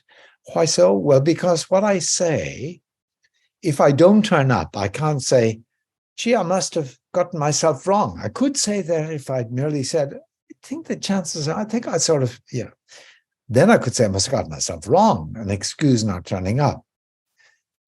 Or if I just have my intention is to be there, and if I don't turn up, I could excuse that by saying, I changed my mind, But if I say, look, I pledge, or you can rely on me to, I can't use either of those excuses, either the changed mind or the misleading mind excuse. I'm stuck with having to apologize. I'm in trouble, I'm in reputational trouble with you. I argue they're going to develop the habit of commitment. But of course, once you have commitment, they're only going to commit to things where they're pretty sure their desires are robust. They're desires that will survive. They're not just an impulse of the moment. They're not a visitation of the moment.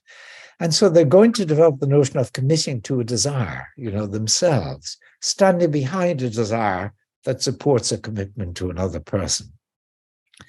And now I say that's what it is to value. It's to desire something in a way that is sufficiently robust to support a commitment on your part. And when you reveal a commitment, you're actually revealing your value to the other person. And of course, you make commitments to yourself. I am going to go on that diet. Now that you've learned it socially, you can do it personally. And so you're going to be disappointed in yourself if you don't stick with the diet, if you've made a commitment to yourself, what we call a resolution. But now valuing is going to be the notion of this robustly desiring. And then, and I won't go into detail, in the second phase of the book, what I argue is that these humanoids would naturally be led to form desires in the name of groups, in the name of everybody around here. That ties up with group agency, by the way, and with, well, various other aspects of group formation. And I argue as they move along that spectrum of forming desires in the name of larger groups, and then forming values in the name of larger groups, making commitments which no one objects to. They take them to be speaking for the group in making that commitment. They're moving towards the notion of, it's not just I who value this is valuable. We value this, almost defying people to contradict me and saying that we all robustly desire this. Maybe it's peace. And what I say, this is the birth of ethics, a counterfactual account, of course. And what it turns out, I say, now, isn't that ethics as we move to this stage, just as Hart says, isn't that law? And then I say, what's its function? Well, of course, its function is precisely, and I've done that in the course of the book, to enhance this mutual reliability and mutual relationships, building community, building relationships. That's what the fundamental function of ethics is. And now you can begin to ask, well, maybe we should change this or that sort of ethical regime, ethical regulation. You can think about how to develop your own ethics. Anyhow, that's really enough about that, isn't it? I'm sorry for. No, that's great. I mean, the reason I want to bring that up is because before I ask you to talk about your John Locke lectures, there's a kind of an emerging jigsaw where there's bits of, and what you talked about at the beginning in the common mind about this holistic individualism. You can see this informing a lot of your work, and it's kind of, that was a very rich concept that has now got as all these branches that you're developing, sometimes in collaboration with others, sometimes by yourself. But you obviously hit a very rich germ there. And actually, I think now you can bring that to bear again now when you discuss, if I can ask you about your John Locke lectures, which are going to be published the year after, because I think that's also a very nice, rich culmination of your work. Right. Well, I decided to do these lectures and to do, no, well, obviously I was going to do the lectures, haven't been invited, but to take this theme and to write on this topic. The book is called When Minds Speak, and the subtitle is A Social Genealogy of the Human Soul. This is really, I think this is the boldest thing I've ever tried to do. And of course, I may come.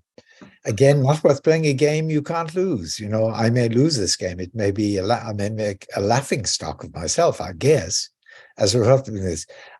I'm aware of that, but I'm also aware of growing old.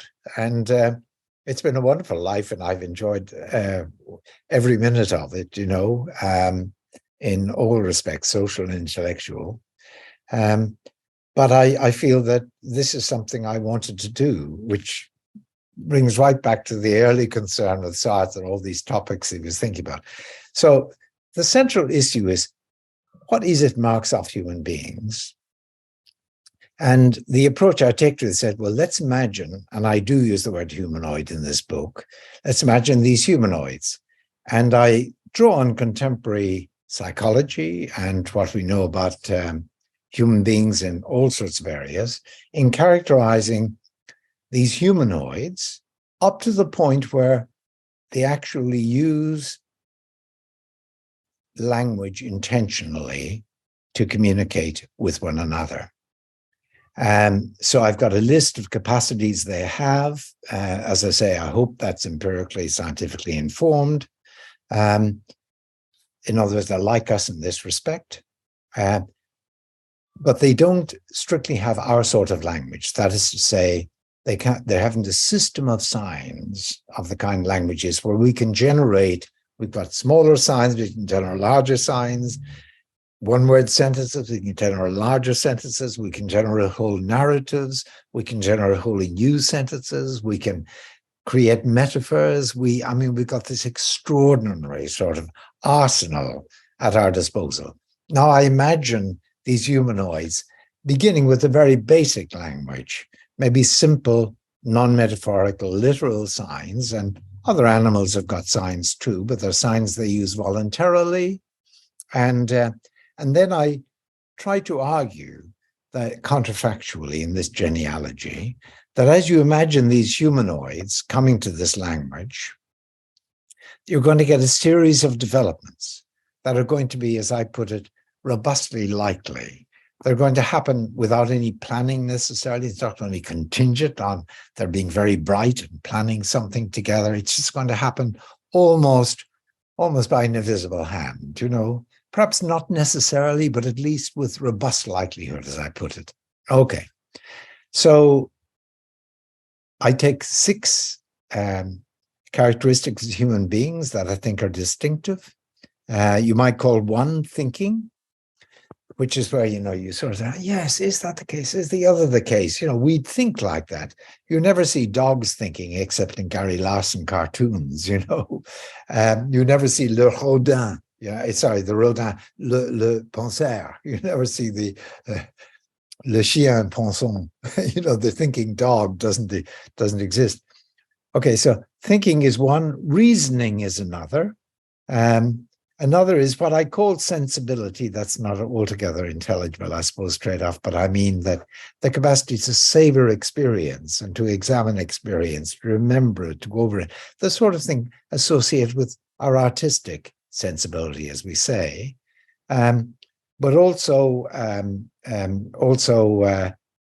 our capacity for holding responsible, our capacity to perform as persons. These are the sorts of capacities I go on to look at in the book. There's a bit of an overlap with the breadth of ethics at this point. So after looking at thinking, reasoning, and sensibility, I look at commitment, responsibility, and personhood. That's the 6. And then in the end, I look at what I think of as an ideal amongst us.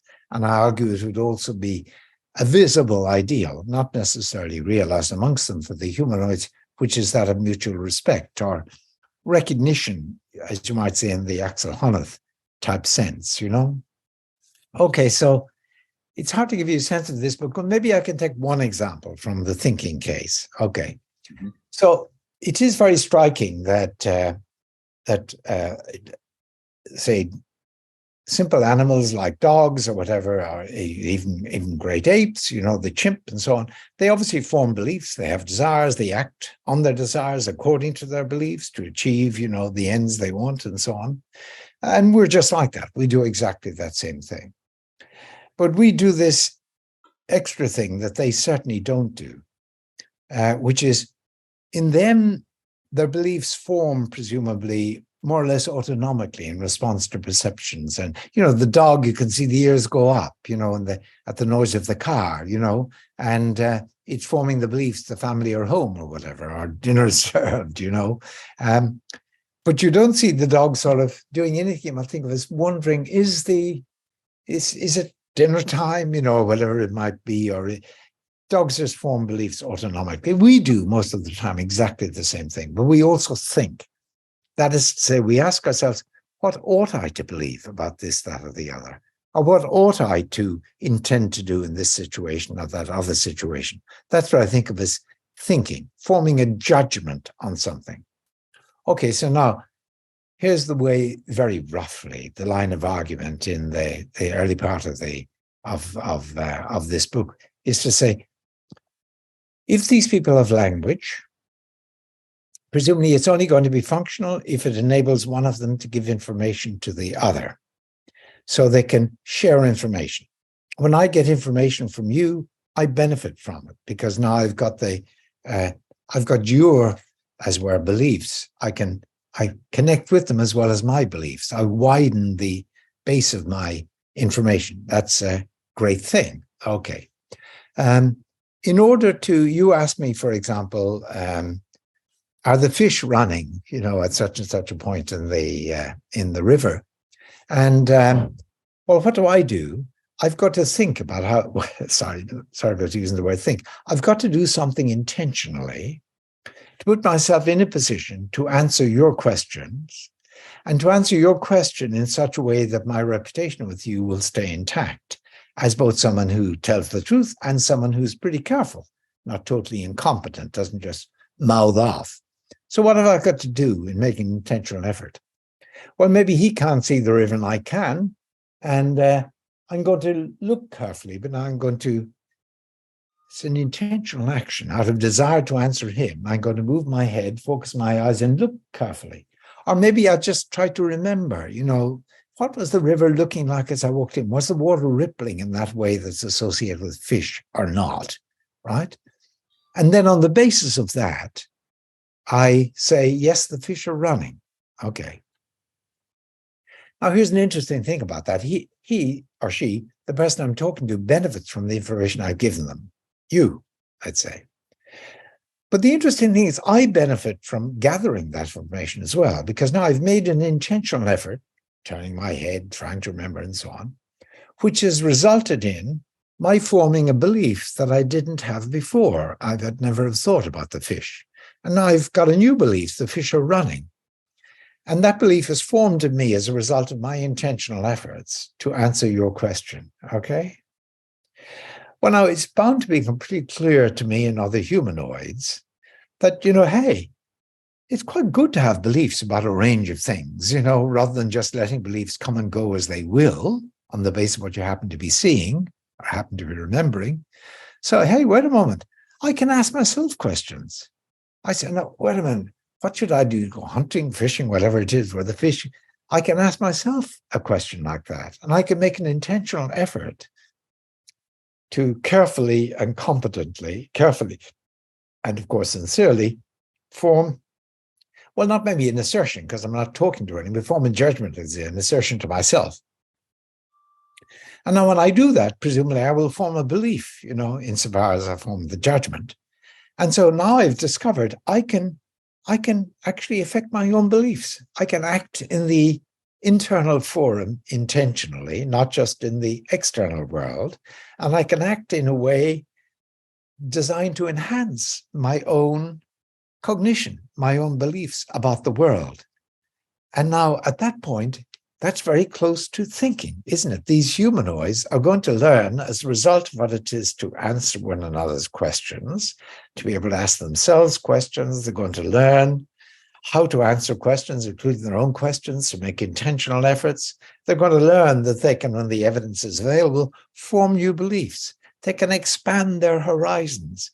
Now, they have become, in a way, cognitively autonomous. They're not the slave of their perceptions and what beliefs happen to come to them in light of what their sensory systems are delivering.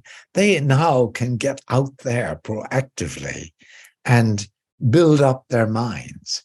And I see that as a robustly likely development among a species like us that happened to come to language. And it would not be presupposed to learning language. They could learn language without having that capacity. And so it's at least possible that language might be what brings on stream that capacity to think. And you can see now what the point of thinking is also. It's what would lead the humanoids to think, which is to enhance their cognitive reach.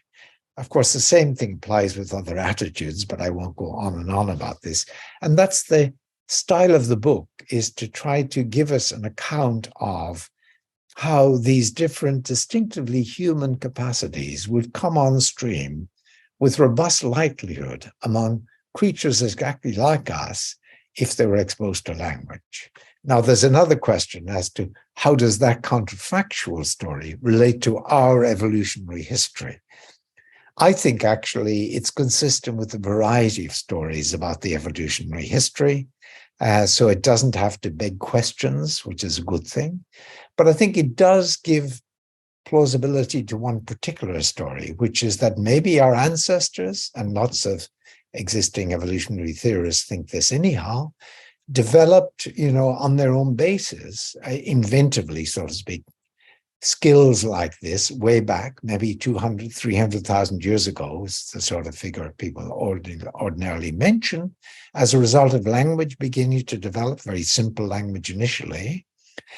And of course, if that then benefited those early ancestors of ours, then of course natural selection would have selected for babies that were good at that sort of thing. So you get cultural development, of this sort of skill, natural selection for children with that skill in the higher and higher level, so to speak, which can then develop, of course. That's the sort of evolutionary story it might point to, which you can endorse whether you're religious or not. And that's where that's a secondary aspect of the enterprise. It's fundamentally philosophical, using the genealogy method to try to get a general view of our human capacities. It ends with respect, which connects with freedom, and it marries up with the political philosophy, at least in my way of thinking. Okay, very interesting. I mean, one of the things that was jumping out at me there as you were discussing that is, like, where does the notion of free will, what sort of notion of free will is informing this, or is this aligned with? Because it seems to be this robust likelihood seems to do at some point presuppose we have a free will here that has room to operate.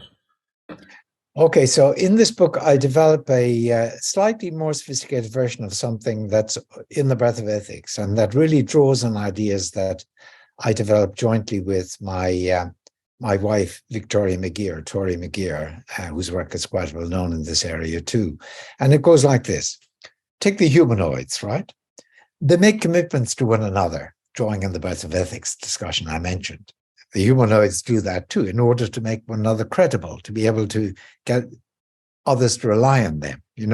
They've got to build up these commitments. Now, here's one thing about a commitment. If you've got these creatures who are committed to one another in these ways, then they really give power to one another. Because if you are committed to me, either explicitly or by virtue of obviously subscribing to a common norm or something, then I thereby have a lot of power over you, because I've got the power of Johnny reminding you to tell the truth, for example. You're going before a committee and you're tempted, as I may know, not to tell the truth. Maybe it would affect me if you told a lie or not, but whether or not I say to you, I realize you're in two minds about telling the truth. And I say, Johnny, you ought to tell the truth, as in you've committed to it, you're committed to the norm of truth-telling or whatever. And besides, I said to you, reminding you of this, I'm sort of saying, you can tell the truth. Come on, you made that commitment. You wouldn't have unless you robustly desired truth-telling. Remember all of that. I can, as it were, arouse that desire in you and you, arouse that valuing in you and you, and make it more likely that you tell the truth. So I might say to you, you can tell the truth, just presupposing that you ought to. You can tell the truth. Now, the interesting thing about that remark is I'm ascribing a capacity to you, aren't I? Mm-hmm. Like I might to a racehorse. That horse can run a mile in a minute and a half, right? That's ascribing capacity to the horse. But I'm doing more than ascribing a capacity to you. I'm also making it more likely that the capacity will actually be reinforced and be exercised by saying, you can do it. That is to say, I'm not just describing or ascribing a capacity, I'm exhorting you to behave in that way. Okay, now hold that in mind. You can do it, Johnny. You can do it, and think of that as an exhortative stance, which is invested in changing you or keeping you up to your own standards. It's not manipulative because it's reminding you of your own commitments, right? And now suppose you go to the committee meeting, you come out, I say, well, how did it go? And you say, oh God, I told a lie. I just couldn't bear to tell the truth about that. Okay, now what am I going to do in response? I'm going to say to you, well, I might give up on you. I might decide, Johnny, you're a bloody pathological liar and I'm done with you, at least on this front, right? I might do that. But of course, if the humanoids did that generally, they'd give up on one another all the time, because we know they, like us, are going to fail their commitments often. The other thing I can do is I can keep you within the sort of pale, keep you within the community of those with whom I relate and hope to be able to build relationships. And I can say, what do I say? Well, had I given up on you, I would have said, okay, I recognize you couldn't have told the truth. You're a bloody liar, pathological liar. But now if I think I don't give up on you, what am I going to say? I'm going to say, you could have told the truth, Johnny. Okay? And now that could have told the truth is really interesting, because what I'm saying is that I'm ascribing that capacity back then to you, but I'm maintaining the exhortative stance, towards you.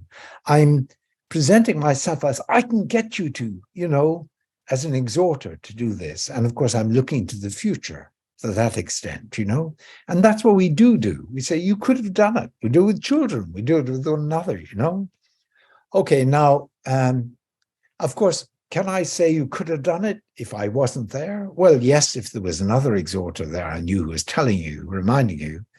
But equally, I could say you could have told the truth, Johnny, if I felt, well, for God's sake, you know what it is to exhort yourself. You were there. You knew the standards, right?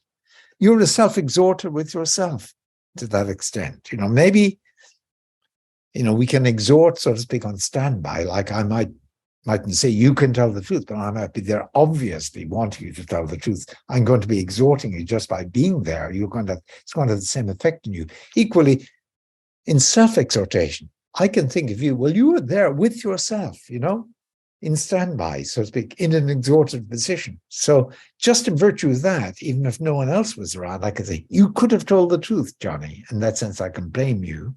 You broke the standard, and I'm still holding you to the standard, as in, I believe you can be made to live up to this standard. What's free will? I would say it's what's presupposed. Free will is just that ability that we have to exhort ourselves to live up to various standards.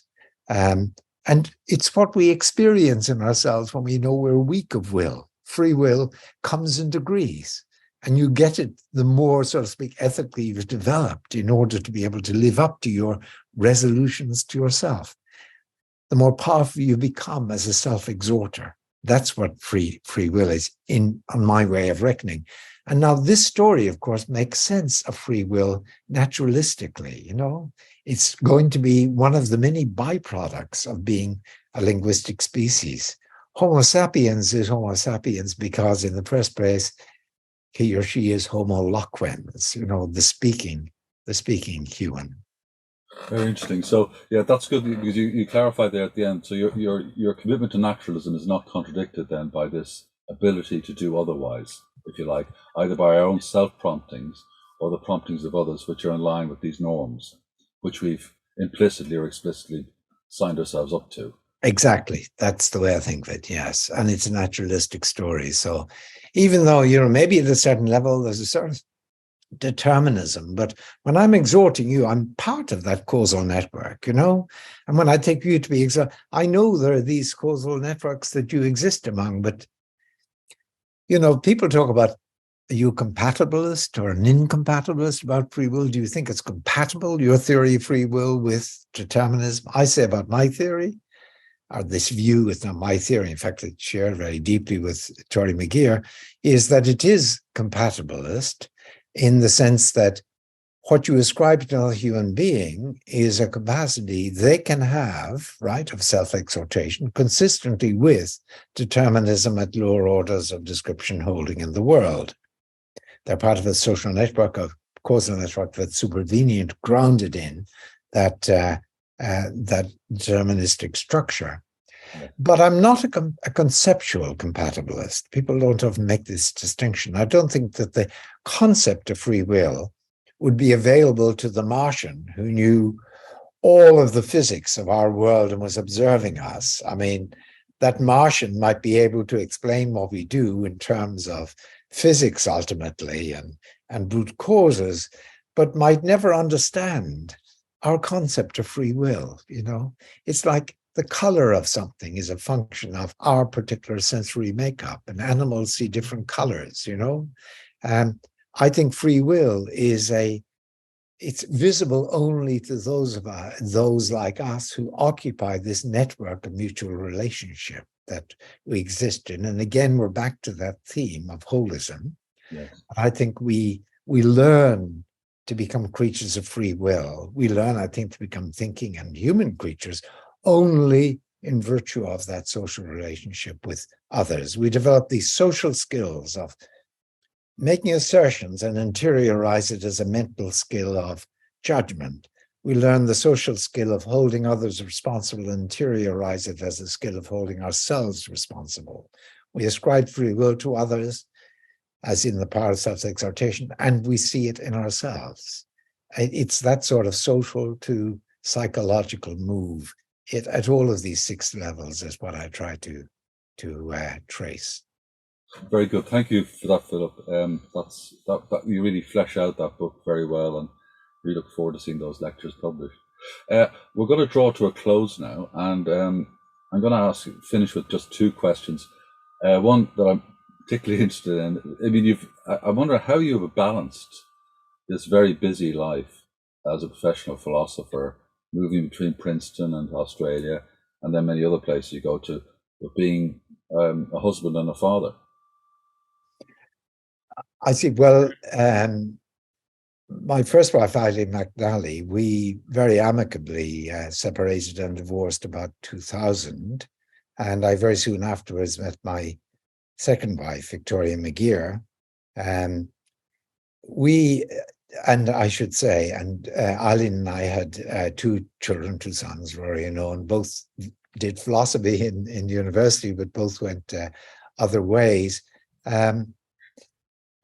I must say, in Canberra, raising the boys, I mean, Eileen was a wonderful mother. She worked part-time, I worked full-time, but then happily I was at that time in a research institute, as I said earlier, and that really left more time for spending time with the children. And I remember those as among the happiest years of my life, needless to say. With Tori, it's been just wonderful to do philosophy with your partner. And, you know, we don't spend all our leisure time studying philosophy, needless to say, but we do a lot. And that's been just a continual sort of support. I think the truth is a lot of my friends have been our friends. A lot of my friends have been intellectual friends as well as personal friends. And so the intellectual and social part always melded quite easily for me. So I think I was just very fortunate in that way. And you know, I always talked philosophy with the boys in one way or another. My sons are now men in their 30s, you know, as I still do, and with Eileen, and of course with Tori. So it all came naturally together. I've been very, very fortunate in that. Okay, well, thank you, Philip, for that answering that question. I'd like to end with a more fun question, and it's one I ask all my guests, and it's really imagining they're on a desert island and if they had to pick a piece of music, a book, and a luxury. It's a difficult question. What would you pick? You gave me some warning about this, so I think the trouble is on music, I'm really a bit of a dilettante. I mean, I love Irish folk music to this day. You know, I've always loved classical music. Never been a great fan of jazz. But on the music front, I think pretty, you know, I love the Beatles, you know, but that's really aging me, isn't it? So I would say the Beatles, Irish folk music, and classical music would be my great loves on the music front. For how I choose, I have no idea. I think I'd toss a coin or something, a 3-sided coin. I think I'd probably opt for classical music, to be absolutely honest, as in I think there'd be probably more sustenance to be got from that. What was the second? If you a book and then a luxury. You imagine you're on this island and you've only got one book you can read and a luxury you'd like to bring with you. God, I have no idea what book I'd bring. That's really if I thought about this, I think I may have thought about this. I don't think I ever reached a conclusion. I mean, you did give me advance warning of this question. Um, what single book would I pick? Gosh, um, I wouldn't pick the Bible. I wouldn't pick any of those grand religious tracts. That's for sure. I'd want to pick something that would keep me going, that would. Well, look, if it were literature, I think I know what I would pick. I love Middlemarch, and I think that I confess to weakness. I love historical fiction. It has to be well written. And by someone who seems to know their history.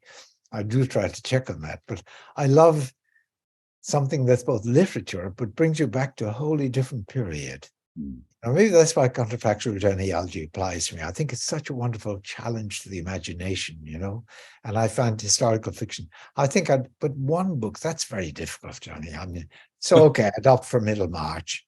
If it were a philosophy, gee, I'm not really sure. Unless I'd finally want to come to terms with Kant or Hegel or someone I feel like Spinoza, someone I don't feel master of. Someone I love is Hobbes, even the great enemy of Republican theory, of course. And that's how I come to know him first. And indeed, I wrote a book on him.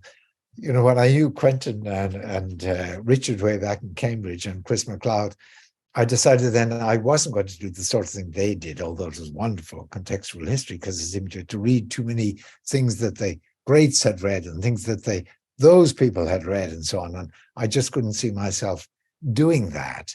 Of course, it now then became much easier to do that sort of thing once the internet and stuff became available. And so I did write a book on Hobbes. And on Hobbes, what I loved about Hobbes, but it's a minor theme, but it's in all of his work, because the politics dominates and has eclipsed everything else. The whole politics is horrible.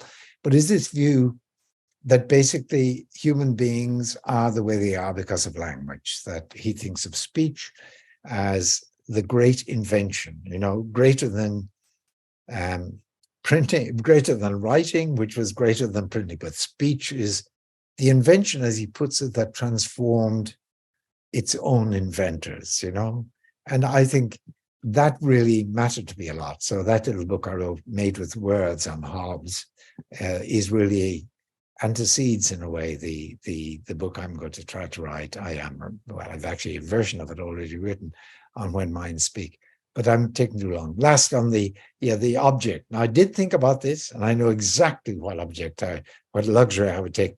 A Corbusier chair. I have one here in my study in Princeton at the back of the room. You probably can't see it. I'm not quite sure what you can see, but it's a wonderful way of thinking to lie in a Corbusier chair, and a wonderful way of falling asleep if you want to nap during the day. And I'm a morning person, so I do my best work in the morning, but I do quite good work in the afternoon. I think that usually I do. I rely on my students to wake me up, or administrative stuff to wake me up in the afternoon usually.